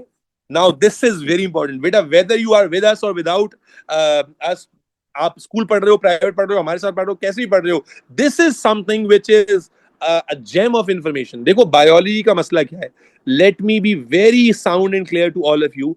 Biology is not the most difficult subject of O levels. आप ओ लेवल आईजीसीसी में हो, बायोलॉजी आपका कोई डिफिकल्ट सब्जेक्ट नहीं है, but biology without any doubt is the most lengthiest subject of O levels. सबसे लेंदी सिलेबस ओ लेवल्स में biology का ही है। हालांकि मैथ भी बड़ी है, but math is not in something जो कि लर्निंग भी इन्वॉल्व कर रही हो। It's practice, learning with practice, but biology comes with a different combination. It is learning of concept and then the theoretical, क्या कहते हैं उस आउटपुट जो स्टूडेंट को जनरेट करना है, दैट इज अनदर पार्ट जो कि बायोलॉजी के बच्चे को अच्छे से आना चाहिए। And that comes with consistent effort, not रातों रात नहीं आ जाएगा। तो इसलिए बायोलॉजी के सिलेबस में याद रखो, सिलेबस बड़ा मुश्किल नहीं है, लेकिन सिलेबस लेंदी है। और जब आप उसे कंसेप्चुअली कवर करना चाहते हो तो things are explained in elaborated way. मजा आता है, अल्लाह की कुदरत जानने को मिलती है, अल्लाह का शुक्र करने को मिलता है। लेकिन at the same time from day one everybody in the class, please keep this in your mind that biology के syllabus में you need to be highly consistent in your self study routine, because biology के अंदर the syllabus is not going to give you an easy time। ऐसा syllabus नहीं है। देखो again, इंसान अपनी अच्छाइयों पे ग्रो करता है, मैं किसी की बुराई नहीं कर रहा, बट एज अ टीचर याद रखो, एज अ टीचर बहुत सारे टीचर्स का ये बड़ा कैजुअल रूटीन है कि because they know that syllabus is too lengthy, तो they normally skip lot of topics and student is never going to realise कि यार ये टॉपिक हमारा रह गया। मैं अल्लाह के भरोसे तुम्हें ये बात कह रहा हूं, मैं कोई बड़ी बात तो नहीं कह सकता, लेकिन जब हम सिलेबस एंड करेंगे, you won't be able two point a single thing जो तुमने नहीं पढ़ी होगी। तुम कोई एक सिंगल चीज ढूंढ कर नहीं ला सकोगे जो तुम्हें नहीं पढ़ाई गई हो, जो तुमने नोट्स में नहीं लिखी हो। याद रखिएगा। तो इसलिए उसके लिए प्रिपेयर करना है, और उसकी प्रिपरेशन में बहुत इंपॉर्टेंट है कि सिलेबस की हम डिवीजन कर लें। याद रखो बेटा, हमारी एक यूएसपी या यूनिक सेलिंग पॉइंट क्या है कि हम अपने सिलेबस को डिवाइड करके पढ़ते हैं। ठीक है, हम अपने सिलेबस को डिवाइड करके पढ़ते हैं। And what division do we have, बेटा ये सब बच्चों को नोट करनी है। ठीक है, हमें सब बच्चों को ये नोट करनी है। आपके आपकी बायोलॉजी के कॉपी पर ये सबसे पहले पेज पर होना चाहिए। Please write down the division of the syllabus. ये मैं आपको सिलेबस डिवीजन लिखवा रहा हूं। This is going to give you the plan from day one के आपने सिलेबस कैसे कवर करना है। ठीक है, so this is going to be the syllabus overview. मेरे बच्चे, आप में से बहुत सारे स्टूडेंट ऐसे होंगे जो स्कूल में कुछ ना कुछ सिलेबस कंटेंट पढ़ चुके होंगे, लेकिन अगर मैं उनसे एक क्वेश्चन पूछूं कि भाई कितना सिलेबस आपने पढ़ लिया, कितना आपको आता है, कितने टॉपिक्स हैं, कौन से टॉपिक्स लेंदी हैं, कौन से टॉपिक्स शॉर्ट हैं, तो ये सारी बातों का जवाब मैक्सिमम बच्चों के पास, बोलो भाई, नहीं होगा। तो याद रखिए मेरे बच्चों, आए जरा सिलेबस डिवीजन भी अगर चले जाएं तो सिलेबस डिवीजन को थोड़ा सा अंडरस्टैंड करते हैं। हम अपने सिलेबस डिवीजन को अपने हिसाब से जब बनाते हैं तो 4 सेक्शंस में हम अपना सिलेबस कवर करते हैं बेटा।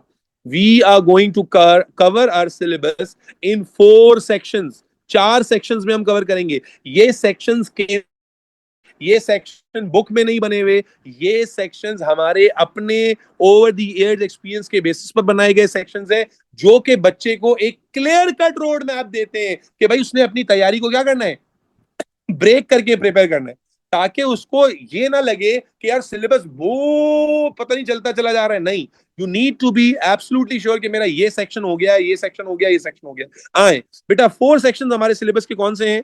Number 1 is what we called basic biology. हमारा पहला सेक्शन है बेटा जिसे हम कहते हैं, बोलिए, बेसिक बायोलॉजी। क्या कहते हैं बच्चों, बेसिक बायोलॉजी। सेकंड सेक्शन जो हमारा है, इसे हम कहते हैं बेटा सिस्टमिक बायोलॉजी और ह्यूमन बायोलॉजी।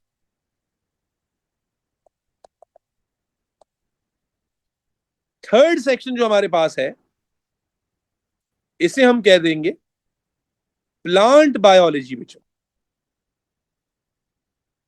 एंड लास्ट जो हमारे पास सेक्शन है इसे हमने रखा है, इसका नाम मिसलेनियस बायोलॉजी। तो बेटा याद रखें, this is a division that is going to give you a road map kind of thing. यहां देखो क्या होता है, आप अगर जेन्युइनली आपने बायोलॉजी का सिलेबस अपने स्कूल में पढ़ा हुआ है तो आप इस बात को सेकंड करोगे कि you never get to have a clear idea कि सिलेबस कहां तक जाएगा, कब खत्म होगा, या सिलेबस में कितने टॉपिक्स हो गए, कितने रह गए। Because the syllabus is so huge and humongously lengthy कि उसमें एक टॉपिक के अंदर भी मल्टीपल टॉपिक्स आ रहे हैं। Are you getting my point? तो मेरे बच्चों, the only way out is to divide the syllabus in a way जहां पर आपको एब्सोल्यूट क्लैरिटी हो। अब इन सेक्शंस के अंदर आए, जरा चैप्टर्स को लिखते हैं मेरे बच्चे। Let me give you a chapter break down of every section, and this is the work जो तुम्हारे पहले पेज पर होना चाहिए, क्योंकि जब ये वर्क तुम्हारे पहले पेज पर होगा ना, तुम्हें पता होगा कि बायोलॉजी का सिलेबस कितना हो गया है, कितना रह गया है, सब कुछ आप जो है वो आसानी से कर सकोगे। ठीक है, तो अगर बेसिक बायोलॉजी से शुरू कर लें बेटा, तो बेसिक बायोलॉजी के अंदर वी हैव गॉट 6 चैप्टर्स। ठीक है, अब यहां पर बेटा मैं चैप्टर्स काउंट आपको बता रहा हूं, टॉपिक काउंट आपको बता रहा हूं। जो मैंने ऊपर स्लाइड दिखाई थी वो आपके क्या थे, लर्निंग ऑब्जेक्टिव्स थे, लर्निंग ऑब्जेक्टिव जो लर्निंग आउटकम्स हैं। लेकिन उन एक एक लर्निंग आउटकम के अंदर we have got multiple topics to cover. So basic biology के अंदर we have got 6 chapters to be covered. ठीक है, those include cells, specialized cells. Please note this down, everybody. Everybody is required or supposed to note this down. Cells, specialized cells, movement in and out of cell,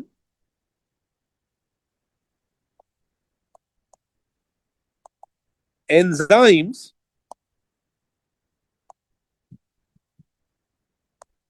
biological molecules,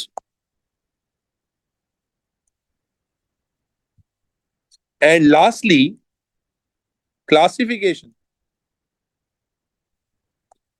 बेटा आप लोग note कर रहे हो सारे बच्चों, शहजादों शहजादियों? Are you all noting this down? याद रखिएगा मेरे बच्चे, सबसे पहले हमारे पास है बेसिक बायोलॉजी का सेक्शन, और इस बेसिक बायोलॉजी के सेक्शन में we have these many chapters, 6 chapters to be covered in basic biology. अब मुझे उम्मीद है कि आपको क्लैरिटी आना अभी से शुरू हो गई होगी। Are you getting some sort of clarity कि अच्छा ये एक सेक्शन है।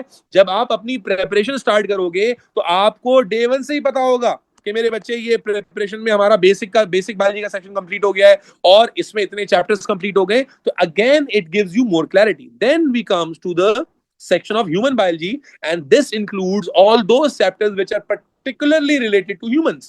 ठीक है, and this includes 10 chapters बच्चों। ठीक है जी, आज इसके अलग अलग नाम नहीं लिखवाते, ठीक है, चलो, या बाद में लिखवाऊंगा इंशाल्लाह आने वाले सेशंस में, क्योंकि अभी और बातें भी आपके साथ करनी है। तो यहां सिर्फ चैप्टर्स काउंट बता देता हूँ। 6 चैप्टर्स यहां पर आ जाएंगे हमारे पास, 10 चैप्टर्स हमारे पास बेटा यहां पर आ जाएंगे, and then we have got 4 chapters to be covered, 4 chapters to be covered in plant biology. Those chapters which are specifically and only related to plants. ठीक है, details only about plants. So 4 chapters would be about plants. And then मेरा बच्चा, lastly we have got the miscellaneous biology section, and this also contains roughly 5 chapters. So बच्चे, this is the total content. ये जो आपको उस वक्त दिख रहा था ना 19, ये 19 नहीं है। If you add these together, 10 6 16, 16 plus 4 20, and 20 plus 5 is 25. So you have to cover, or we will be covering together inshallah azza wa jal बेटा 25 टॉपिक्स। हम 25 टॉपिक्स कवर करेंगे अपने इस सेशन में। 25 topics in detail, every possible detail will be taught inshallah azza wa jal. Is this clear? Is this clear मेरे बच्चे? तो आपके पास ये चैप्टर काउंट आ गया, एंड आई होप कि ये क्लैरिटी भी आ गई कि बायोलॉजी के सिलेबस को लिए तो हम कहते हैं बड़ा है, लेंदी है, लेंदी, कितना लेंदी है, कितना बड़ा है, ये क्लैरिटी भी अल्हम्दुलिल्लाह हमें आ गई है। हम सेक्शन वाइज चलेंगे बेटा, बेटा मैं सारे टॉपिक जरूर लिखवा दूंगा इंशाल्लाह, जब नेक्स्ट सेशन में हम जाएंगे ना, नेक्स्ट सेशन में। अभी मैंने तो कुछ और वैल्यूएबल बातें भी करनी है, तो वरना मैं सारे टॉपिक्स की लिस्ट बनवा दूंगा, आपको बनवाऊंगा, आप टेंशन ना लें, सारे टॉपिक्स की लिस्ट आपके पास होगी। Is this clear? चलो नाउ मेरा बच्चा, the next part of today's session, ये नोट कर लिया तुम लोगों ने बच्चों? क्या आप लोगों ने नोट कर लिया about 4 sections in the chapter count of each section? Okay, okay, thank you. अब सवाल ये कि सर क्लास कैसे होगी, या हमारी जो road map of the session है वो क्या होगा? ठीक है, road map of the session, हमारा रोड मैप क्या होगा, हमारी जो स्ट्रेटेजी होगी, टाइमलाइन होगी, वो क्या होगी? Road map of session. देखिए बेटा, रोड मैप को समझना बड़ा इंपॉर्टेंट है। रोड मैप को समझना मेरे बच्चे बहुत इंपॉर्टेंट है, और वो क्या है? देखो, सबसे पहले तो आप जब कोई भी टॉपिक कवर कर रहे होंगे, एवरीथिंग स्टार्ट्स विद लेक्चर। ठीक है, you need to attend the class बच्चे। याद रखें, बहुत ज्यादा हमने देखा है कि ऑनलाइन बच्चों का ना एक बड़ा कॉमन इशू होता है कि they when they have the access to the recorded backup ना, तो वो छोटे छोटे एक्सक्यूजेस के ऊपर लाइव क्लास मिस कर देते हैं। And this is not something which is appreciated at any cost. आपको पूरी हत्तुल इम्कान कोशिश करनी है एट योर मैक्सिमम पोटेंशियल कि आप लाइव क्लास मिस ना करें, बिकॉज लाइव क्लास में बहुत सारी डिस्कशंस हो रही होती हैं, क्वेरीज डिस्कस हो रही होती हैं। जाहिर रिकॉर्डेड बैकअप के अंदर आपकी क्वेरी तो डिस्कस नहीं हो रही होती। तो इसलिए सबसे पहले तो मेरे बच्चे आ गया लेक्चर। ठीक है बेटा, प्लीज फोकस कीजिएगा, तवज्जो रखें। उसके बाद बेटा हम कोशिश ये करते हैं कि आपको क्लास में नोट्स लिखवाएं। देखिए, राइटिंग, ऑल्दो के these notes are provided to you as well, जो नोट्स हैं वो आपको दिए भी जाएंगे, लेकिन मेरे बच्चे क्लास के अंदर not only you, I with you will be writing together. ताकि why do we do that, मैंने थोड़ी देर पहले याद है जिक्र किया था कि हमारा बच्चा जो होता है ओ लेवल्स में, वो बायोलॉजी के थ्योरी में बहुत स्ट्रगल करता है। And what is the main reason why the student struggle? कि बेटा टीचर ने आपको कॉन्सेप्ट तो पढ़ा दिया, कॉन्सेप्ट पढ़ा दिया, लेकिन कॉन्सेप्ट पढ़ाने के बाद आपके पास नोट्स भी मौजूद हैं, बट आपने उस कॉन्सेप्ट को जैसे पढ़ा है लिखा ही नहीं, राइटिंग में नहीं लिखा। Eventually what issue is created कि आप लॉन्ग टर्म में जब आप लिखने की आपको यूज टू आप नहीं होते हो, तो यू नेवर गेट कॉन्फिडेंट जब आप एग्जाम पेपर अटेम्प्ट कर रहे होते हो कि मैं जो लिख रहा हूं वो सही है या नहीं। Are you getting my point?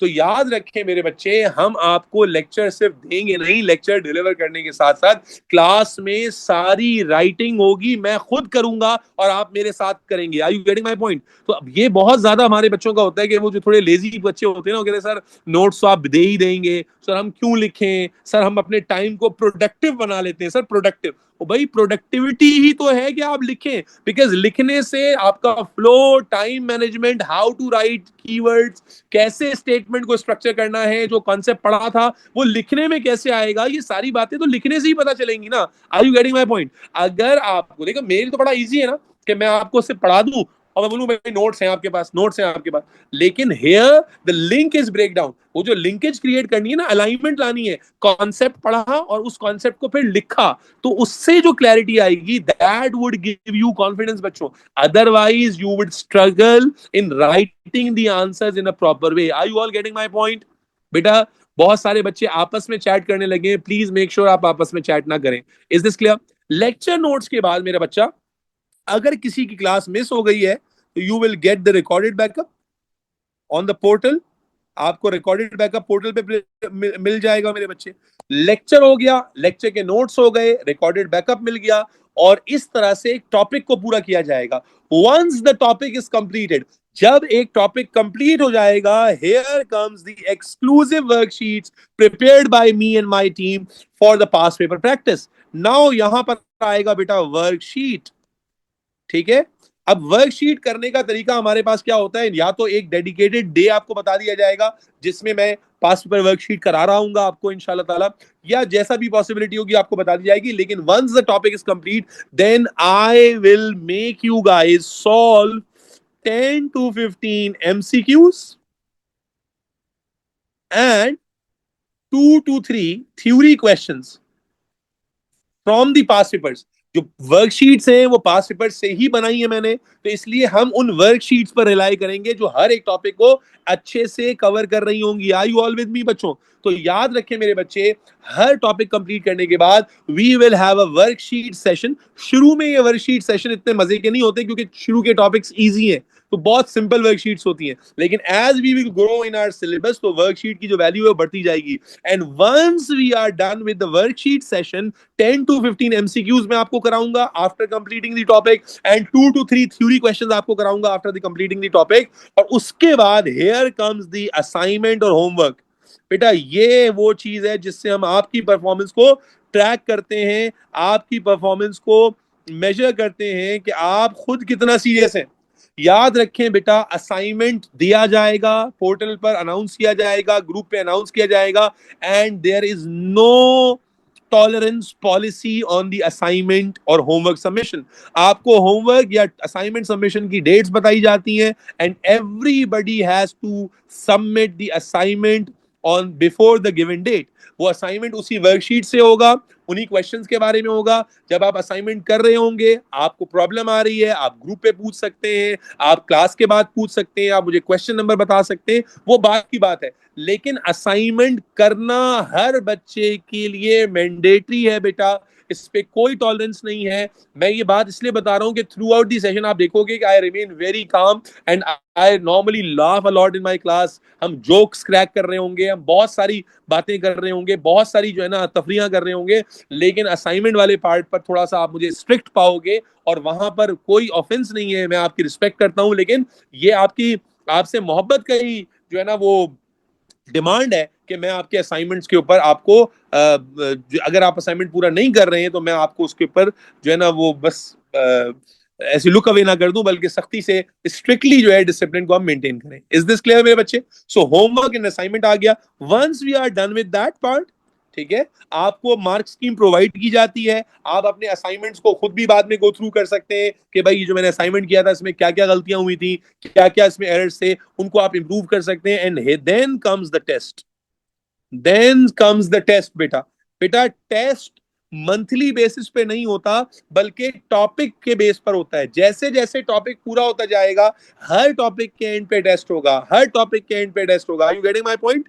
हर टॉपिक के एंड पे टेस्ट होगा। तो ऐसा भी होगा कि शुरू में चूंकि टॉपिक्स छोटे हैं बच्चों, तो इनिशियली आप देखोगे एक मंथ में 3-3 बार भी टेस्ट हो रहा होगा या 2-2 बार भी टेस्ट हो रहा होगा। तो टेस्ट की जो ड्यूरेशन है वो मंथ या वीकली बेसिस पर नहीं है, बल्कि टेस्ट की ड्यूरेशन टॉपिक के बेसिस पर है। And here comes the catch. बेटा यहां पर भी हमारी बड़ी इंपॉर्टेंट बात है जो समझने की है। Please try to listen this. बाद में आप लोगों को परेशानी होती है, और वो क्या कि बेटा टेस्ट हम जब कर रहे होते हैं, समझने, फॉर एग्जाम्पल यहां पर हमने कहा कि भाई सेल्स का टेस्ट हो रहा है। बेटा are you all with me? Are you all with me? Eshal, I want you to focus here बच्चे। अब चैप्टर सेल्स का टेस्ट हुआ, हो गया, बहुत अच्छी बात है। उसके बाद आपको रिजल्ट मिल गया। जब स्पेशलाइज सेल्स का टेस्ट होगा तो उसमें chapter cell will also be included. जब movement in and out of the cell का टेस्ट होगा तो उसमें cell, specialise cell and movement in and out of the cell भी इंक्लूड होगा। एंजाइम्स का टेस्ट होगा तो उसमें small portions of these chapters will also be included। जब हम बायोलॉजिकल मॉलिक्यूल्स का टेस्ट करेंगे तो बेटा इन चैप्टर्स को भी इंक्लूड करेंगे। जब हम क्लासिफिकेशन का टेस्ट करेंगे तो फिर सारे चैप्टर्स इंक्लूड होंगे। Are you getting my point? This is done till the section is completed.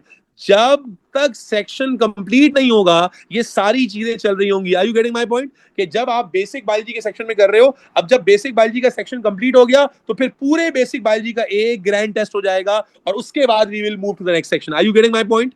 Are you getting my point? तो जब आप एक सेक्शन में रह रहे हो तो उस सेक्शन के अंदर हर टॉपिक के साथ प्रीवियस टॉपिक जो आपका हो चुका है उसमें से भी क्वेश्चंस टेस्ट में दिए जाएंगे without being announced, without being announced. And what's the reason? ताकि आप, वो कहते हैं ना, आगे दौड़ पीछे छोड़, पीछे छोड़ना नहीं है, आगे तो भागना है, पीछे का छोड़ना नहीं है। तो we need to be actively recalling all that information again and again every time when we appear for the test, ताकि वो information बिल्कुल दिमाग से निकल ना जाए।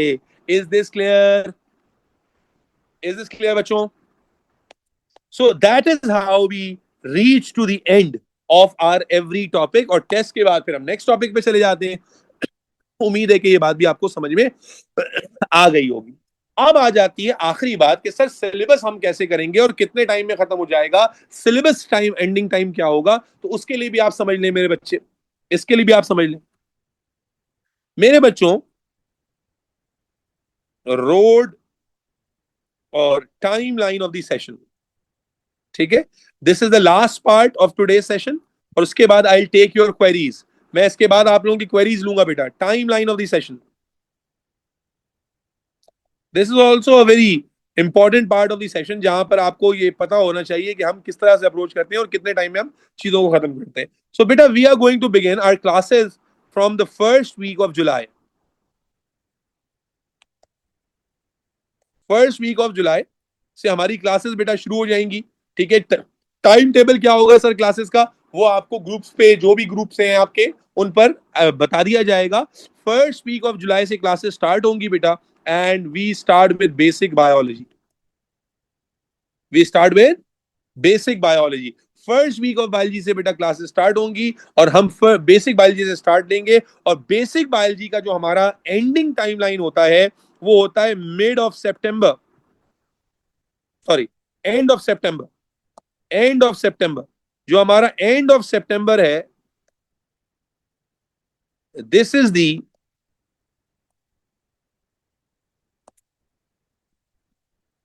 This is the end of basic biology. ये हमारा टाइमलाइन है बेसिक बायोलॉजी करने के लिए।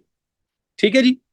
और ऐसा इसलिए है क्योंकि बिगिनिंग ऑफ द सेशन होती है, बच्चे ज्वाइन कर रहे होते हैं, लेआउट बना हुआ नहीं होता, आपने पीछे ग्रेड्स में स्कूल में जब बायोलॉजी पढ़ी होती है उसकी इलेबोरेटेड डिटेल्स नहीं होती, तो students take a lot of time to absorb that extra information, absorb that lot of information, ताकि एक बार जब उनका टोन सेटअप हो जाता है फिर बहुत अच्छा हो जाता है मेरा बच्चा। अब एंड ऑफ सितंबर पे आ गए, उसके बाद मेरा बच्चा अक्टूबर से we go with human biology. And human biology, अच्छा, यहां तक एक और बात समझ लीजिए कि जो हमारा ये वाला टेन्योर है ना, इसमें आपकी क्लासेस हो रही होती है 2 पर वीक। 2 क्लासेस पर वीक हो रही होती हैं। जब तक आपकी बेसिक बायोलॉजी चल रही होगी, 2 क्लासेस पर वीक हो रही होंगी, जिसमें आप सिलेबस कंटेंट कवर कर रहे होंगे। जिसमें आप सिलेबस कंटेंट कर रहे होंगे, 2 क्लासेस पर वीक हो रही होंगी आपकी। ठीक है जी। लेकिन as soon as we begin with human biology, जैसे ही बच्चों हम ह्यूमन बायोलॉजी शुरू करेंगे, तो ह्यूमन बायोलॉजी के साथ साथ एक्स्ट्रा क्लास भी शुरू हो जाएगी बेटा। प्लीज फोकस करना बेटा, ऐसा ना हो आप मिस आउट कर दो। एक्स्ट्रा क्लास भी शुरू हो जाएगी, जिसमें हम पैरेलल में प्लांट बायोलॉजी भी कवर करेंगे। This is a tried and tested pattern जो हम ओवर द इयर्स फॉलो करते आ रहे हैं बच्चों। तो अक्टूबर से आपकी ह्यूमन बायोलॉजी चलेगी रेगुलर क्लासेस के अंदर। ह्यूमन बायोलॉजी चलेगी आपकी रेगुलर क्लास के अंदर बच्चों, and then extra class announce होगी वीक में, जो कि प्लांट बायोलॉजी के सेक्शन को कवर करेगी। तो याद रखें कि human biology and plant biology will go in parallel. Are you all with me? Eshal, Asma, Nawar, ये बात समझ में आ रही है बेटा? अक्टूबर ऑनवर्ड्स हमारी क्लासेस का जो नंबर होता है वो 2 प्लस हो गए 3 हो जाता है। और प्लांट बायोलॉजी का हमारा टारगेट ये होता है बेटा कि अक्टूबर से हम दिसंबर, अक्टूबर, नवंबर और दिसंबर, यानी टिल दिसंबर हम जो है वो इन क्लासेस को, यानी प्लांट बायोलॉजी के सेक्शन को वाइंड अप कर दें। हाउएवर जो ह्यूमन बायोलॉजी है, क्योंकि वो एक 10 चैप्टर्स का पूरा एक सेक्शन है, तो ह्यूमन बायोलॉजी का जो एंड होता है वो हमारा होता है जनवरी में, यानी till January.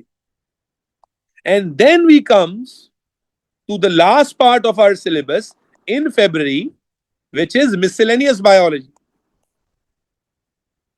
And miscellaneous biology would be done in February till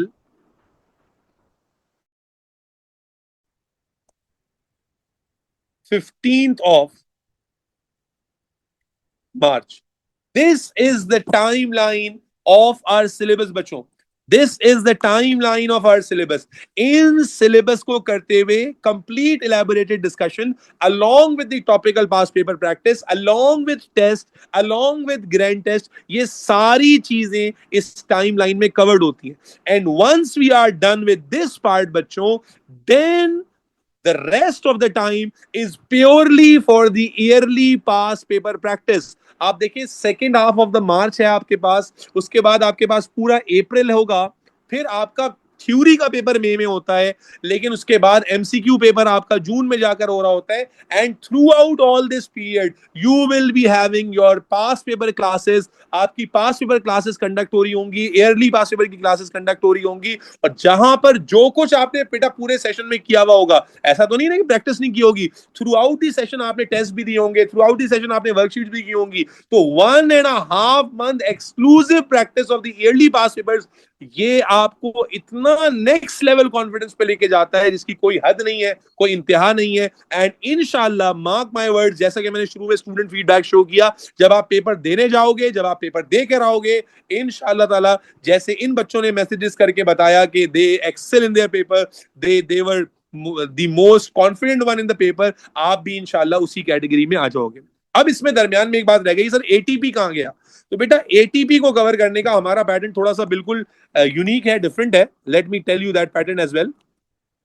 biology ATP क्योंकि एक बड़ा सिंपल पेपर होता है, तो हम बायोलॉजी एटीपी का कुछ पार्ट, 2 सेशंस, आप टोटल आप समझ लो कि एटीपी के 5 to 6 सेशंस होते हैं.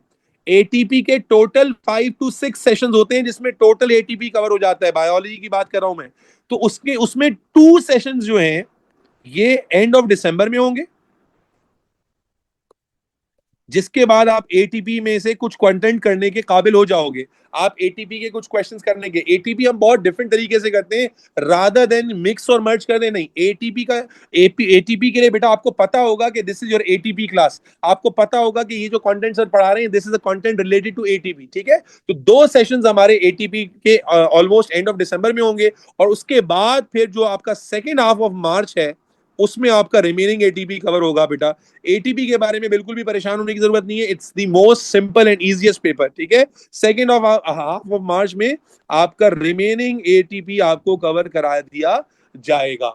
ठीक है, so April particularly would be for revision and past paper practice, और उसके बाद फिर मई के अंदर भी आपकी एटीपी पास पेपर प्रैक्टिस चल रही होगी, थ्योरी की पास पेपर प्रैक्टिस चल रही होगी, एमसीक्यू पेपर की पास पेपर प्रैक्टिस चल रही होगी. And that's how we are going to इंशाल्लाह एंड आवर सेशन. हमारा सेशन फिर इसी तरह प्रैक्टिस पर चलते चलते चलते चलते एक दिन एंड हो जाएगा जब हम अपनी सारी टारगेट्स को अचीव कर चुके होंगे. तो ये था वो सारा टाइमलाइन जो बेटा मैंने ऑर्गेनाइज तरीके से आपको बताने की कोशिश की, ताकि आप टाइम फ्रेम को लेकर भी एब्सोल्युटली क्लियर हो जाए. Are you all good to गो?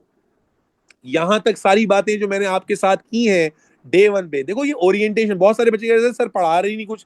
भाई ओरिएंटेशन सेशन का मतलब क्या होता है आपको शायद ये नहीं मालूम. ओरिएंटेशन सेशन का मतलब होता है the session that gives you all the necessary information about the arrangement you need to make before the beginning of the syllabus. अगर आप बायो देखो, अब आप जो है ना, आप O3 में आ गए हो, आप अपियरिंग स्टूडेंट हो, तो अब आपको अगर बगैर प्लान के आप उतर गए ना साइंस के किसी भी सब्जेक्ट में, तो you are going to just waste your time, nothing else would happen. ठीक है, तो मेरे बच्चे ये सारी चीजों को लेकर क्या एब्सोल्यूट क्लैरिटी आ गई है बच्चों? Are we all good to go? Absolutely clear? अब मेरे बच्चे जिन्होंने क्वेश्चंस पूछने हैं वो हैंड रेस कर लें. I will unmute you one by one and then you can ask your question. Acceptance of IGCSE and GCSE globally? Yes, both are accepted globally. Yes, ठीक है. अब सवाल ये पैदा होता है कि सर आईजीसीएसई अगर ज्यादा आसान है तो जीसीई करते क्यों है? असल में बेटा इसके बाद जो ए लेवल्स वाला मरहला है ना, ए लेवल्स वाला जो डिफिकल्टी लेवल है ना, this is more aligned with GC. ये बात इंपॉर्टेंट है ना. एक सवाल आपके दिमाग में आ जाएगा कि सर अगर आईजीसीएसई ज्यादा इजियर ऑप्शन है तो why the students are opting for GC? Because A levels वाला जो अलाइनमेंट है ना वो ज्यादा जीसी के साथ आता है. तो इसलिए अगर आपको सिलेक्ट करना हो तो आईजीसीसी कर लें, लेकिन अगर कोई बच्चा स्कूल में है और उसका स्कूल जीसी वाला है और कोई स्कूल आईजीसीसी वाला है, तो आपने इसके ऊपर कोई रोना नहीं करना कि हमारा मुश्किल है, हमारा आसान है. आपके टीचर का काम है, ये मेरा काम है कि मैं आपको नॉलेज, देखो नॉलेज उस वक्त मुश्किल होती है जब वो समझ में ना आए. Once you understand you will never feel कि ये मुश्किल था. ठीक है, अच्छा जी, अब मैं एक ही करके अनम्यूट कर लेता हूं. पहले मुझे एक बार प्लीज क्लियर कर दें, आज के सेशन में जो बातें मैंने आपके साथ की हैं, did I makes my self absolutely loud and clear in everything what I told you? ये आप देख रहे हैं स्क्रीनशॉट्स आपके, आप जब आपके टेस्ट होते हैं तो इस तरह से आपको चेक रिजल्ट्स मिल रहे होते हैं. ठीक है ना. ये इस तरह से चेकिंग आपको होकर मिलेगी, जगह जगह पे फीडबैक भी लिखा हुआ होगा कि भाई क्या चीज आपने सही की है, क्या चीज आपने गलत की है. सो अल्हम्दुलिल्लाह everything is sorted from our side. It's your job कि आप उसको किस तरह से यूज करते हैं अपनी बेनिफिट के लिए. So let's start the unmute thing. ठीक है, Aqsa Mahmood. Yes Aqsa, can you please come on the mic and your. अच्छा, other student should also remain in class so that अगर आपकी भी कोई सेम क्वेरी है तो एक बच्चे से पता चल जाए. जी अक्सा बेटा बोले. Aqsa. Ji sir, I had a question that can you provide the notes before like the lecture start? For example, chapter 1 is cells. तो इससे पहले कि आप लेक्चर शुरू करें आप उसके नोट्स प्रोवाइड कर सकते हैं ताकि हम अच्छा. प्रिंट कर सकें. अच्छा देखिए, in that regard ना, our strategy is little different because I want you to make notes with me in the class. That's why I normally provide notes once we end the chapter. So notes are provided, but at the end of the what you can do is, जो मैं हमेशा कहता हूँ कि यार जब मैंने कोई लेक्चर दे दिया ना उसके बाद आप टेक्स्ट बुक रीड कर लें. बायोलॉजी में text book reading is very very important. Notes आपको जरूर मिलेंगे, आप उसको प्रिंट भी कर सकते हैं, जो कुछ करना चाहें आप उसको कर सकते हैं. बट देखो होता क्या है, हो सकता है आप बहुत जेन्युइन हो, आप कहो कि यार सर आप नोट्स प्रोवाइड कर दें, लेकिन स्टिल जब आप क्लास में लिख रहे होंगे तो मैं लिखूंगी उसमें ना, क्योंकि because I want you to write with me and that is why I also write. मुझे क्या जरूरत है लिखने की, नोट्स तो बने हुए हैं ना. लेकिन because I need to give this confidence, transfer this confidence into my student कि यार जो बात अभी हमने डिस्कस की थी यूजिंग द कैम्ब्रिज कीवर्ड्स, हमने उसको लिखना कैसे, और वो लिखते हुए लिखने से ही आता है. It has been tested for a very very long time कि ये जितने भी बच्चे हैं ना जो थोड़े लेजी होते हैं, नहीं सर हम नोट टाइम जाया हो रहा है, फजूल बातें. This is a tried and tested method. आपके अग्री करने या ना करने से उसमें कोई फर्क नहीं पड़ेगा. So normally we give notes once we end the topic. ठीक है, और उससे पहले I would highly highly suggest कि आप बुक पढ़ लें, बुक रीडिंग करें, खुद से कुछ पढ़कर आ जाएं तो कोई there is no issue. But as far as the notes are concern they are given once the topic is ended. आप क्लास के साथ तो लिख रहे होंगे, जो क्लास में लिख रहे हैं ना वो भी तो नोट्स बन रहे हैं ना आपके, तो you have that thing already in your notebook and you will have your proper register जिसमें आप नोट्स बना रहे होंगे. और जो इसके अलावा जो पीडीएफ नोट्स हैं वो आपको eight the end of the topic जरूर मिलेंगे इंशाल्लाह ताला. ठीक है. ओके. आइश आइमा. आइमा. यस आइमा. आइमा. अस्सलाम वालेकुम सर. वालेकुम अस्सलाम आइमा. जी बेटा. सर मैंने आपसे एक बात करनी थी सर. सॉरी एक्चुअली ना मैंने पहले ज्वाइन किया था सेशन पर व्हाट हैपेंड कि डिस्कनेक्ट हो गया था. सो नाउ आई ज्वाइन जब क्यूरी सेशन हुआ और पता नहीं आपने ये कवर किया या नहीं किया. बट मैंने बस ये पूछा था कि अक्टूबर नवंबर को आप स्टूडेंट्स को कैसे डील करते हैं जो अक्टूबर नवंबर में कर रहे हो. देखें, अगर आपने पूरा सिलेबस पीछे से पढ़ा हुआ है ना, सब कुछ आपने किया हुआ है, only then you are well eligible to appear in October November. अगर आपने सिलेबस पढ़ा हुआ नहीं है और प्रैक्टिस भी पहले नहीं की हुई है, सिलेबस आधा पढ़ा हुआ है और प्रैक्टिस भी सही से नहीं की हुई है, तो I would never suggest, not only suggest, I would restrict you in appearing in October November session. क्योंकि बात देखो ये यार, मैं बड़ा स्ट्रेट फॉरवर्ड और थोड़ा देसी आदमी हूँ इस मामले में. अक्टूबर नवंबर सेशन में ना, मतलब without taking any name, teachers के लिए ना ये कमाई का सेशन होता है. क्योंकि होता ये कि जो भी कोई भी सीजन टीचर, एटलीस्ट जो टीचिंग फैकल्टी में 20 साल से हूँ, जो टीचिंग फ्रेटर्निटी मैं जानता हूँ, कोई भी टीचर अक्टूबर नवंबर का अलग से बैच नहीं कर रहा होता. और इवेंचुअली क्या होता है, बच्चे का टाइम जाया हो जाता है, बच्चा रेगुलर सेशन में क्लास ले रहा होता है, अलग से उसकी ना मोमेंटम बन पाती है ना कुछ हो पाता है, पैसे भी वो ज्यादा दे देता है. सो मैं तो अक्टूबर नवंबर सेशन केटर ही नहीं करता अनफॉर्चुनेटली. बिल्कुल भी नहीं करता. और बहुत सारे बच्चे जिद करते हैं कि नहीं हमें अक्टूबर नवंबर में देना है, तो उनको मेरी टीम पे रिकॉर्डेड बैकअप प्रोवाइड कर देती है. लेकिन मैं कहता हूँ अगर कोई जो बहुत जेन्युइन रीजन नहीं है, और अगर आपने पूरा सिलेबस पढ़ा हुआ है ना और सब कुछ आपने प्रैक्टिस किया था, but because of some reason आपने मई जून में अपेयर नहीं हुए थे, you are the one to go for the October November, कि आप 3-4 महीने लगाकर अपनी तैयारी को बेहतरीन पॉलिश कर लें. लेकिन अगर आप उस कैटेगरी में हैं कि जिसमें भी आपको कंटेंट भी अच्छे से कवर करना है अकॉर्डिंग टू कैम्ब्रिज रिक्वायरमेंट, फिर प्रैक्टिस भी करनी है, तो मेरे बच्चे वो फिर कहता हूँ ना, ये ख्वाब खरगोश है, ये थोड़ा आंखों का धोखा है. ये आपकी आपकी ना वो एक गट फीलिंग का धोखा होता है कि यार बहुत अच्छा बायोलॉजी का syllabus is huge. I am not make trying to make it difficult, लेकिन it's huge and I don't think के student is able to justify its preparation in just 3 और 4 मंथ्स. वो फिर वो क्वालिटी नहीं आती. तो मैं तो सजेस्ट नहीं करता हूँ किसी को भी अक्टूबर, ना ही मैं केटर करता हूँ. और मैं बच्चों को मना भी करता हूँ कि किसी भी सीजन टीचर के ट्रैप में ना आ जाएं अक्टूबर नवंबर सेशन को लेकर. क्योंकि बायोलॉजी, शायद केमिस्ट्री या फिजिक्स को करना आसान है क्योंकि उसका सिलेबस छोटा है, लेकिन बायोलॉजी के लिए सिलेबस लर्निंग, फिर उसकी लर्निंग के बाद फिर उसको राइटिंग प्रैक्टिस, फिर वो सारी चीजों को consolidation is not something which I at least जिस जिस विजन से मैं देखता हूँ, मुझे नहीं लगता कि वो अक्टूबर नवंबर के बच्चे के लिए कोई फीजिबल ऑप्शन बनता है। और इसीलिए मैं ये भारी जिम्मेदारी भी नहीं उठा पाता, अनफॉर्चुनेटली आई एम। ठीक है। तो मेरी तरफ से जो है ना वो सपोर्ट सिर्फ इतना हो सकता है कि मेरा रिकॉर्डेड बैकअप आपको मिल जाए बस। ठीक है जी। ओके, आयजा RWP कह रहे हैं can we opt A levels? Yes you can opt. ठीक है। अच्छा जी। आयजा आरिफ, यस आयजा आरिफ, आयजा आरिफ। अस्सलाम वालेकुम सर, मैं अपनी बेटी के साथ आपका सेशन अटेंड कर रही हूँ ओके मैम। और मुझे आपसे कुछ सवाल हैं मेरे। एक तो मेरी पहली औलाद है जो ये अब ओ लेवल स्टार्ट होगा भी, क्योंकि हम मैं कैसे में हूँ और कैसे में ग्रेड 8 से हमारे स्कूल वाले पढ़ाना शुरू कर देते हैं। जी जी। तो मुझे ये मालूम करना है कि एक तो टाइम ड्यूरेशन क्लास का कितना होगा, दूसरा मुझे ये मालूम करना है कि जैसे यहाँ पे हर 1 मंथ के बाद असेसमेंट होते हैं, फिर उसके बाद मिड टर्म आते हैं, फिर 1 मंथ के बाद असेसमेंट, फिर इनका फाइनल टर्म होता है। तो बच्चे आप की जो भी जैसे आप पढ़ाते हैं, जो मैंने पूरा सेशन आपका अटेंड किया है, तो उसके बाद टेस्ट और एग्जाम जिस जिस तरीके से भी वो कंडक्ट होंगे, तो बच्चे स्कूल के साथ उसको कैसे मैनेज कर पाएंगे? ये मेरा बहुत इंपॉर्टेंट सवाल मेरे लिए, अच्छा अच्छा। क्योंकि बच्चे बहुत ओवरबर्डन होते हैं। मैं अब तक मैं खुद पढ़ाती रही हूँ अपनी बेटी को, तो मेरे लिए बड़ा मुश्किल है इन चीजों को मैनेज करना, कि वो बच्चे स्कूल में हर 1 महीने बाद असेसमेंट, फिर एग्जाम और फिर टेस्ट भी रेगुलर होते हैं, और उसके साथ आपके भी टेस्ट और तमाम चीजें लेकर चलना, ये किस तरीके से अच्छा मैनेज मिस, करेंगे? बिल्कुल मैं थैंक यू मिस, आपने बहुत क्लैरिटी से सवाल पूछा है। अच्छा मिस, पहले तो मुझे बताइएगा कि आपकी जो बच्ची है ये अभी कैम्ब्रिज के लिए अपेयर होंगी मई जून सेशन में, या सिर्फ स्कूल के लिए अपेयर होंगी? नहीं नहीं, अभी तो इनका ग्रेड 8 से पढ़ाना शुरू करते हैं, 8 9 फिर 10 में जाकर ही जब इनके सेशन आएगा तभी ये अपेयर होंगी। लेकिन बस। क्योंकि ये मुश्किल होता है, तो मेरा इरादा ये था जी कि मैं मैं अभी से अब मैं आपको शुरू बहुत करूं। तसल्ली बख्श आंसर दे देता हूँ। मिस, जितना कंटेंट ये पूरे साल में पढ़ेंगे ना अपने स्कूल में, थ्रू आउट दिस जो स्कूल का जो सेशन है, हमारा वो जी। कंटेंट मैक्सिमम दिसंबर से पहले खत्म हो जाएगा या टिल दिसंबर खत्म हो जाएगा।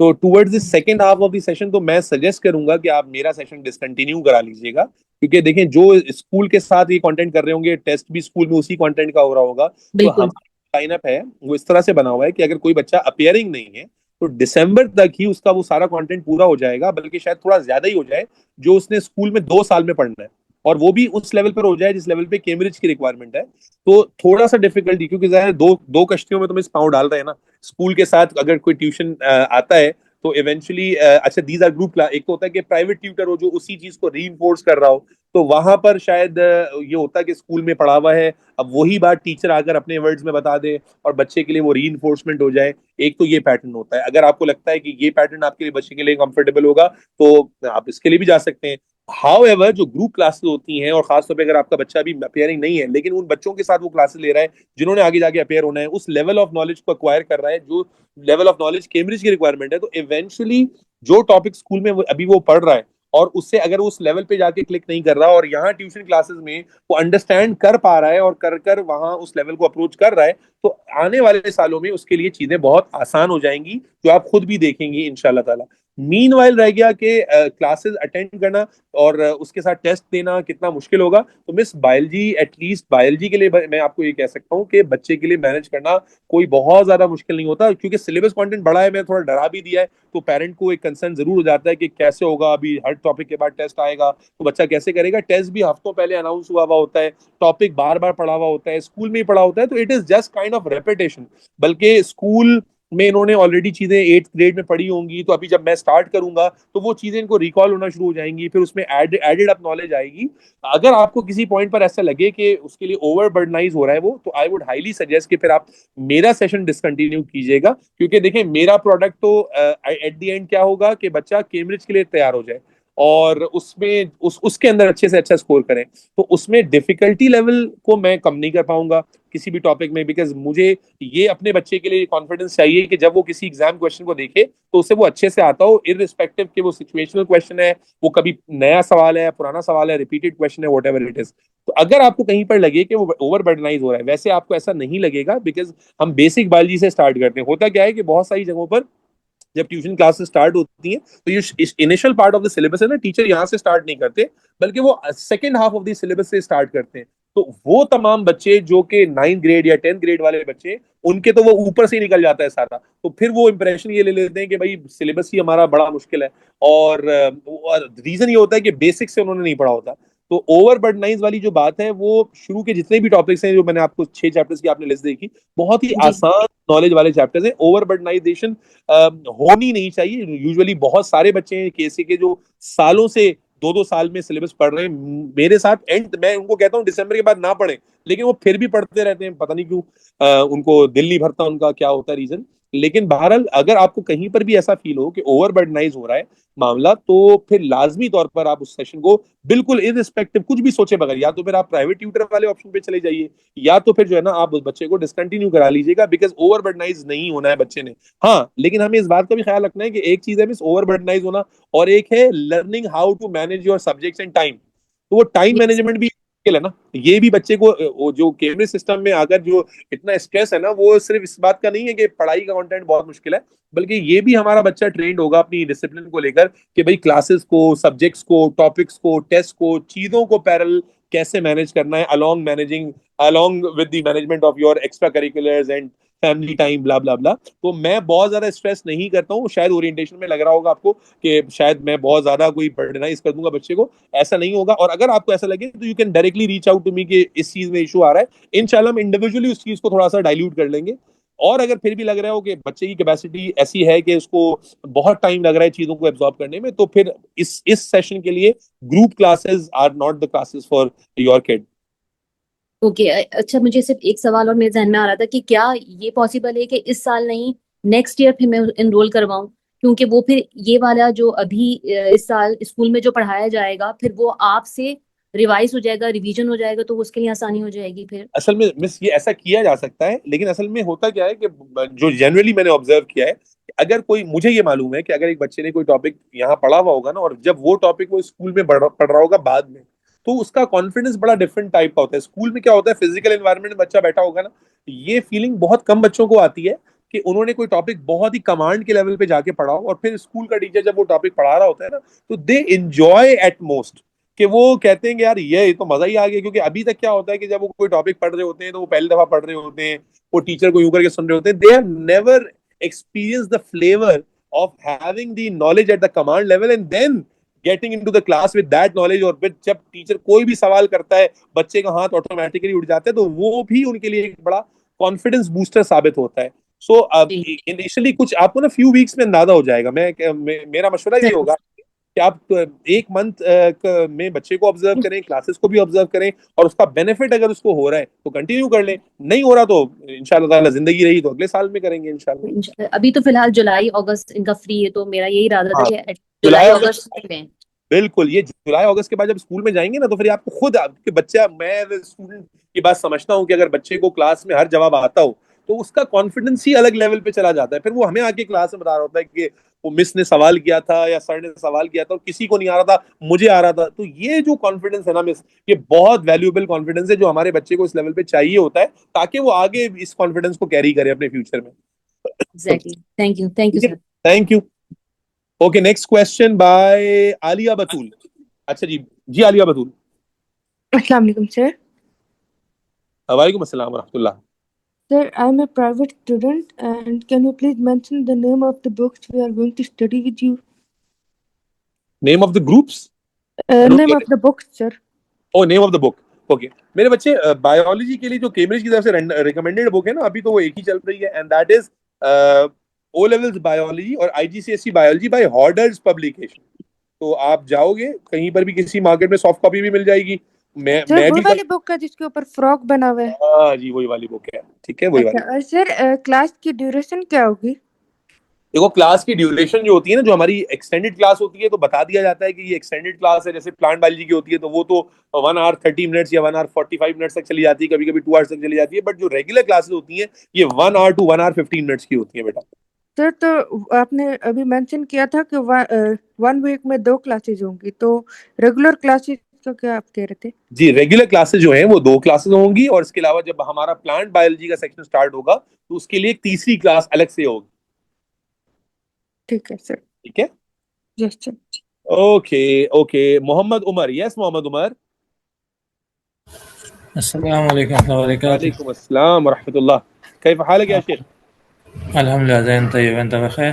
अल्हम्दुलिल्लाह जी। आपसे दो सवाल थे। एक तो ये कि अभी ओ लेवल प्राइवेट हो रहा है, जी अगर आगे जाके ए लेवल भी प्राइवेट करें जी जी। बगैर किसी कॉलेज या यूनिवर्सिटी में दाखिले के, तो क्या जो प्रैक्टिकल सब्जेक्ट जैसे केमिस्ट्री, बायो या दूसरे सब्जेक्ट्स होते हैं, कंप्यूटर साइंस वगैरह, जी जी। उस हवाले से कोई इश्यूज वगैरह आएंगे? अच्छा मुझे दूसरा बताएं आप, चलें आप दो सवाल पूरे कर लें फिर मैं आपको आंसर कर दूं। दूसरा सवाल ये था कि ए लेवल अगर प्राइवेट कर लेते हैं ओ लेवल की तरह, तो पाकिस्तान में किसी यूनिवर्सिटी में दाखिले में कोई इशू वगैरह आएगा या नॉर्मली हो जाता है? अच्छा अभी आप कहाँ पर हैं, कहाँ से क्लास ले रहे हैं? कैसे से? Yes yes. अच्छा देखिए, दो तीन बातें समझ लेते हैं। सबसे पहले तो देखें, ए लेवल्स अभी दूर है, नंबर वन। नंबर टू, ए लेवल्स प्राइवेट करना अब कोई बहुत ज्यादा कोई ऐसी बात रही नहीं है जो कि कम लोग कर रहे हैं, बल्कि majority because of A level fees structure जो वहाँ स्कूल्स के अंदर है और क्वालिटी ऑफ एजुकेशन जो बच्चों को मिल रही है वहां पर, उसकी वजह से they are opting for private. तो अब ये प्राइवेट कैंडिडेट्स को हम लोग बहुत सालों से केटर कर रहे हैं। अब इसमें दो तरह के ऑप्शन होते हैं प्राइवेट बच्चों के लिए फॉर प्रैक्टिकल्स। पहला ऑप्शन ये है कि केएसए के अंदर ही दो तीन ऑर्गेनाइजेशन है जिन्होंने कॉलेज के साथ टाई अप किया हुआ है, आप उधर रजिस्टर करते हो and they will make a schedule of doing you carrying conducting practicals for you. आप उनके पास रजिस्टर करते हो एंड वो आपको कॉल करते हैं, आपको बता देते हैं कि आपने आपके आपके जो है ना वो एरिया से ये जगह हमारी एफिलिएटेड है, आप वहां चले जाएं और वहां पर जो टीचर्स होते हैं वो आपको प्रैक्टिकल्स कराते हैं। एक तो वो तरीका है। दूसरा वो ये तरीका थोड़ा सा एक्सपेंसिव है, वहां ओवरचार्ज किया जाता है। बहुत सारी फैमिलीज जिनका यहाँ पर रूट है, पाकिस्तान के अंदर रूट है, तो मेजोरिटी ऑफ स्टूडेंट क्या करते हैं, जो हम भी उसको केटर कर रहे होते हैं, और वो क्या करते हैं बच्चे कि वो 10-15 दिन के लिए, 2 वीक के लिए पाकिस्तान आ जाते हैं और उनके लिए फिर एक्सक्लूसिव प्रैक्टिकल सेशंस हम लोग कंडक्ट करवा लेते हैं, जहां पर जितने भी प्रैक्टिकल, देखो नॉर्मली जो कॉलेजेस में प्रैक्टिकल होते हैं ना, वो वीक में एक प्रैक्टिकल होता है, हर वीक में एक प्रैक्टिकल होता है। तो अगर आप मंथ ऑन मंथ काउंट करें तो 4 वीक्स हैं, तो 4 प्रैक्टिकल एक महीने में है, तो एक महीने में 4 प्रैक्टिकल्स हैं, तो नॉर्मली 8 मंथ्स का सेशन होता है, तो उसके अंदर आपके पास 32 प्रैक्टिकल्स होते हैं। तो जब आप 15-20 दिन के लिए यहाँ आ जाते हो तो यहीं पर आपको फिर वो 15-20 प्रैक्टिकल्स, जितने भी प्रैक्टिकल्स हैं किसी भी सब्जेक्ट के, वो कंडक्ट करा दिए जाते हैं। तो प्रैक्टिकल्स को कंडक्ट करना वहाँ केसे में रहते हुए भी आपके लिए पॉसिबल होगा, और यहाँ पाकिस्तान में अगर आपकी कोई लाहौर में, कराची में कोई भी फैमिली है और यहाँ आप 2 हफ्ते के लिए आ सकते हैं इन दैट ड्यूरेशन, या 3 हफ्ते के लिए आ सकते हैं, तो यहाँ पर भी आप उसको अच्छे से केटर कर सकते हैं। अब सेकंड क्वेश्चन रह गया आपका कि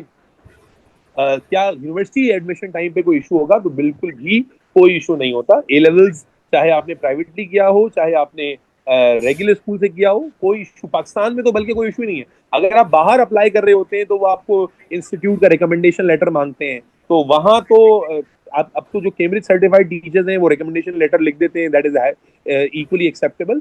तो इन शॉर्ट, अगर आप ए लेवल्स प्राइवेट करके अप्लाई करते हो तो there is not any issue जो आप फेस करोगे, चाहे प्रैक्टिकल के लिए चाहे आप यूनिवर्सिटी एडमिशन के लिए, कोई भी इशू नहीं आएगा। तो आप भी रिकमेंडेशन वगैरह करते हैं? जी मैं करता दूसरा यहाँ पे कैसे में आपके इल्म में है कौन से इंस्टीट्यूट्स हैं जो कि प्रैक्टिकल कराते हूँ। हैं या?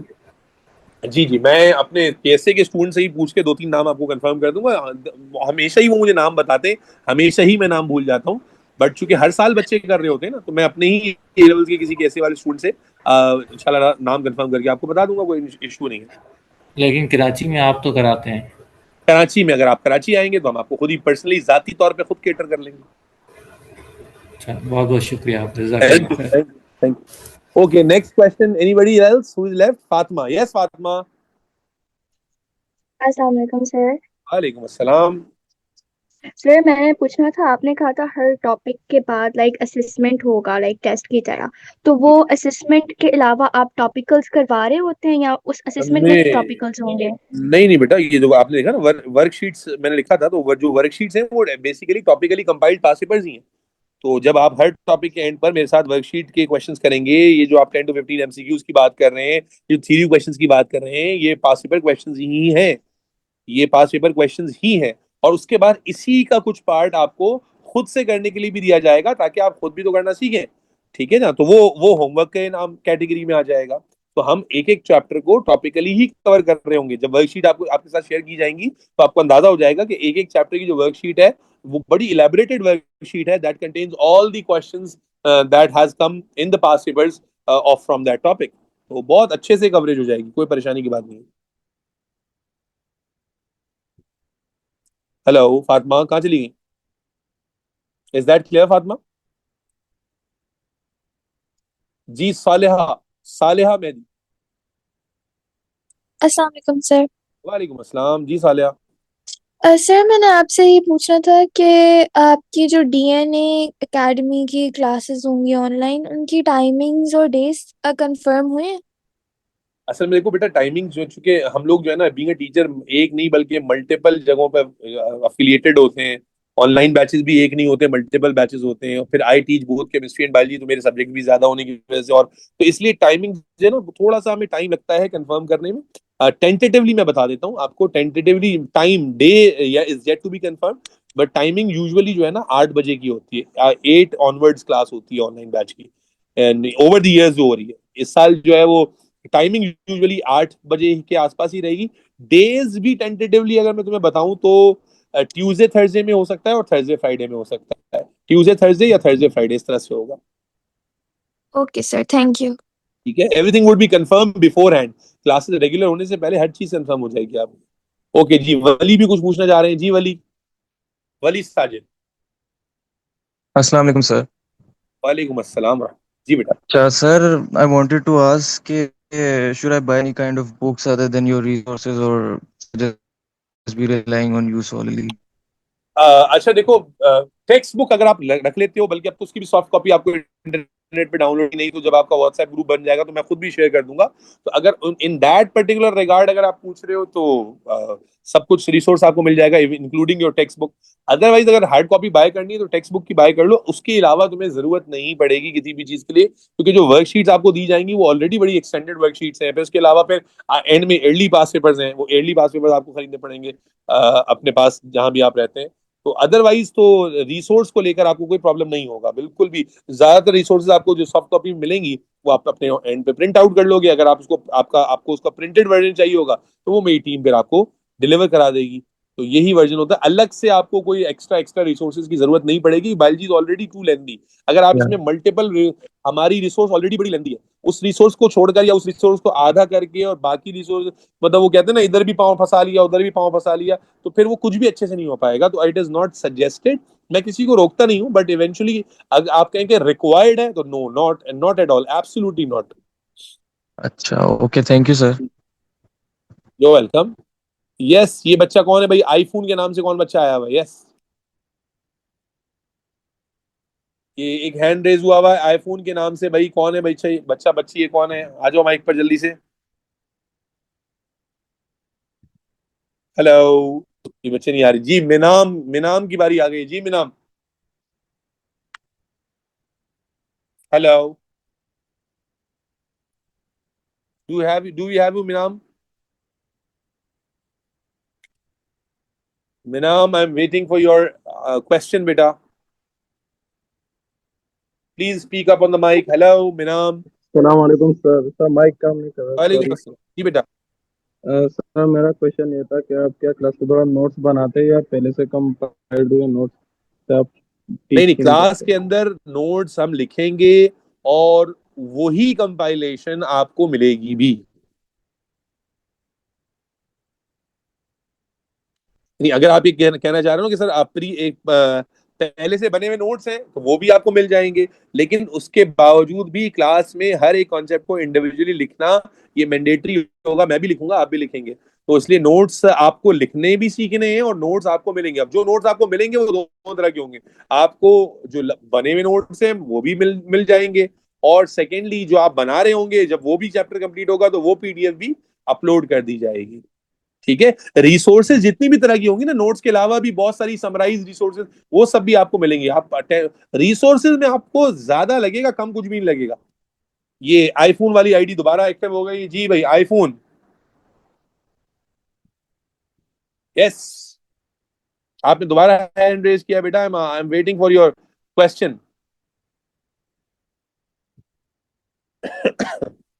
ये बच्ची दोबारा नहीं बोल रहा है अभी, बच्चा है बच्ची है पता नहीं कौन है, आलिया बतूल। यस आलिया बतूल।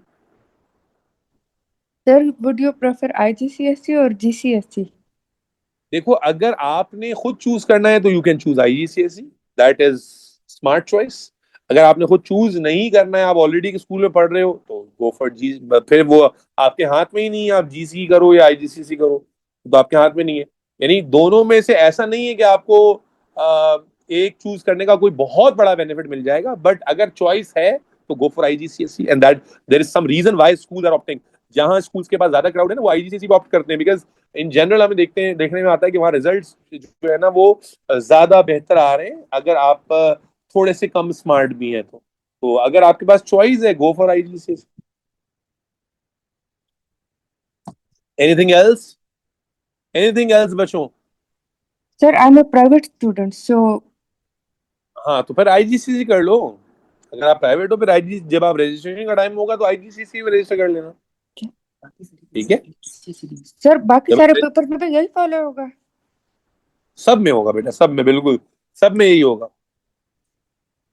सर 3 जब पेपर आप मैं रजिस्ट्रेशन कर रहे जीसीएसई दे होगे ना, चुकी हूँ। आप रजिस्ट्रेशन जब कर रहे होगे तो आप हमारी टीम से कांटेक्ट करोगे, they will guide you thoroughly, they will register you for IGCSE, ठीक है? ठीक है sir. No issues at all. किसी ने और कोई बात पूछनी है बेटा? आई होप कि मैंने तसल्ली के साथ आपकी सारी क्वेरीज को सुनकर जवाब देने की कोशिश की है। खदीजा अली कह रही है सर सिलेबस कब कंप्लीट होगा? खदीजा मैं ऑलरेडी आंसर कर चुका हूँ इस बात को, मेरे ख्याल है। आलिया ने फिर कुछ पूछना है? जी आलिया बोले। सर मैंने पूछना था कि मैं 3 पेपर जीसीएसई के दे चुकी हूँ। 3 पेपर जीसी कौन से दे चुके हैं? सब्जेक्ट बताइए। सर पाकिस्तान स्टडीज उर्दू और हाँ तो फिर तो आपको पाकिस्तान बेटा, स्टडीज उर्दू और इस्लामियात। फिर तो आपको जीसीएसई के साथ ही कंटिन्यू करना पड़ेगा ना बच्चे, फिर तो आपको उसी के साथ कंटिन्यू करना पड़ेगा, ठीक है सर। ठीक है? अच्छा मलक अरहम पूछ रहे हैं रजिस्ट्रेशन कौन करवाएगा? सर बेटा आप खुद भी कर सकते हैं, आप सलमान हाशमी से, मेरी टीम से, किसी से भी रब्ता कर सकते हैं। हम एज एन इंस्टीट्यूट भी रजिस्ट्रेशन करा देंगे आपकी। आप खुद चाहें बैठकर करना, खुद भी कर सकते हैं, इट्स वेरी सिंपल, कोई इतना मुश्किल नहीं है। Sir GCSE need to IGCC book क्या? Sir GCSE need to do IGCC book? बेटा जो हम कंटेंट कवर कर रहे होंगे ना, वो दोनों का कंटेंट होगा, तो इसलिए आपने उस कंटेंट को समझना है। आप छोड़ देंगे आईजीसीसी बुक में क्या है, जीसी बुक में क्या है। जो मैं कंटेंट कवर करा रहा हूँ वो आपको आता होगा, तो whether you are an IGCSE student और अ जीसीएसई स्टूडेंट, आप अपने आंसर्स जो है ना कर लोगे, ठीक है? Anybody would like to answer anything? जी आईफोन वाले बच्चे का जो है ना, आपका माइक अनम्यूट नहीं हो रहा था बेटा। बेटा उम्मीद करता हूं कि आज के सेशन को आपके लिए फ्रूटफुल रहा होगा। आई हैव सब क्वेश्चन। अच्छा मैं दोबारा आपको अनम्यूट करके देख लेता हूं, अगर कोई ग्लिच नहीं आ रहा, please try to speak then.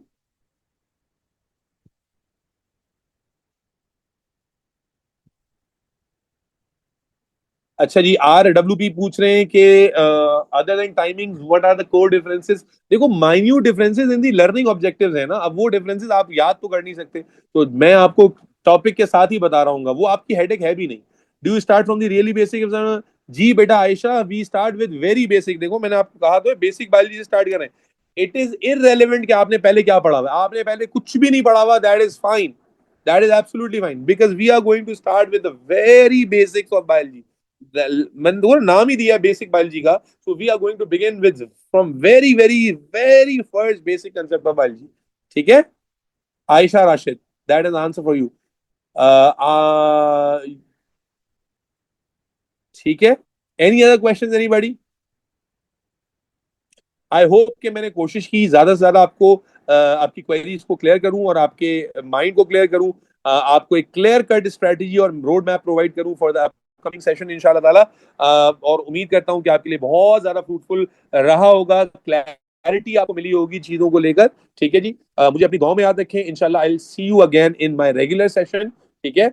Really excited to begin with this new session with all of you guys, ठीक है जी? अपना बहुत सारा ख्याल रखें, मुझे भी दुआओं में याद रखें, टेक केयर।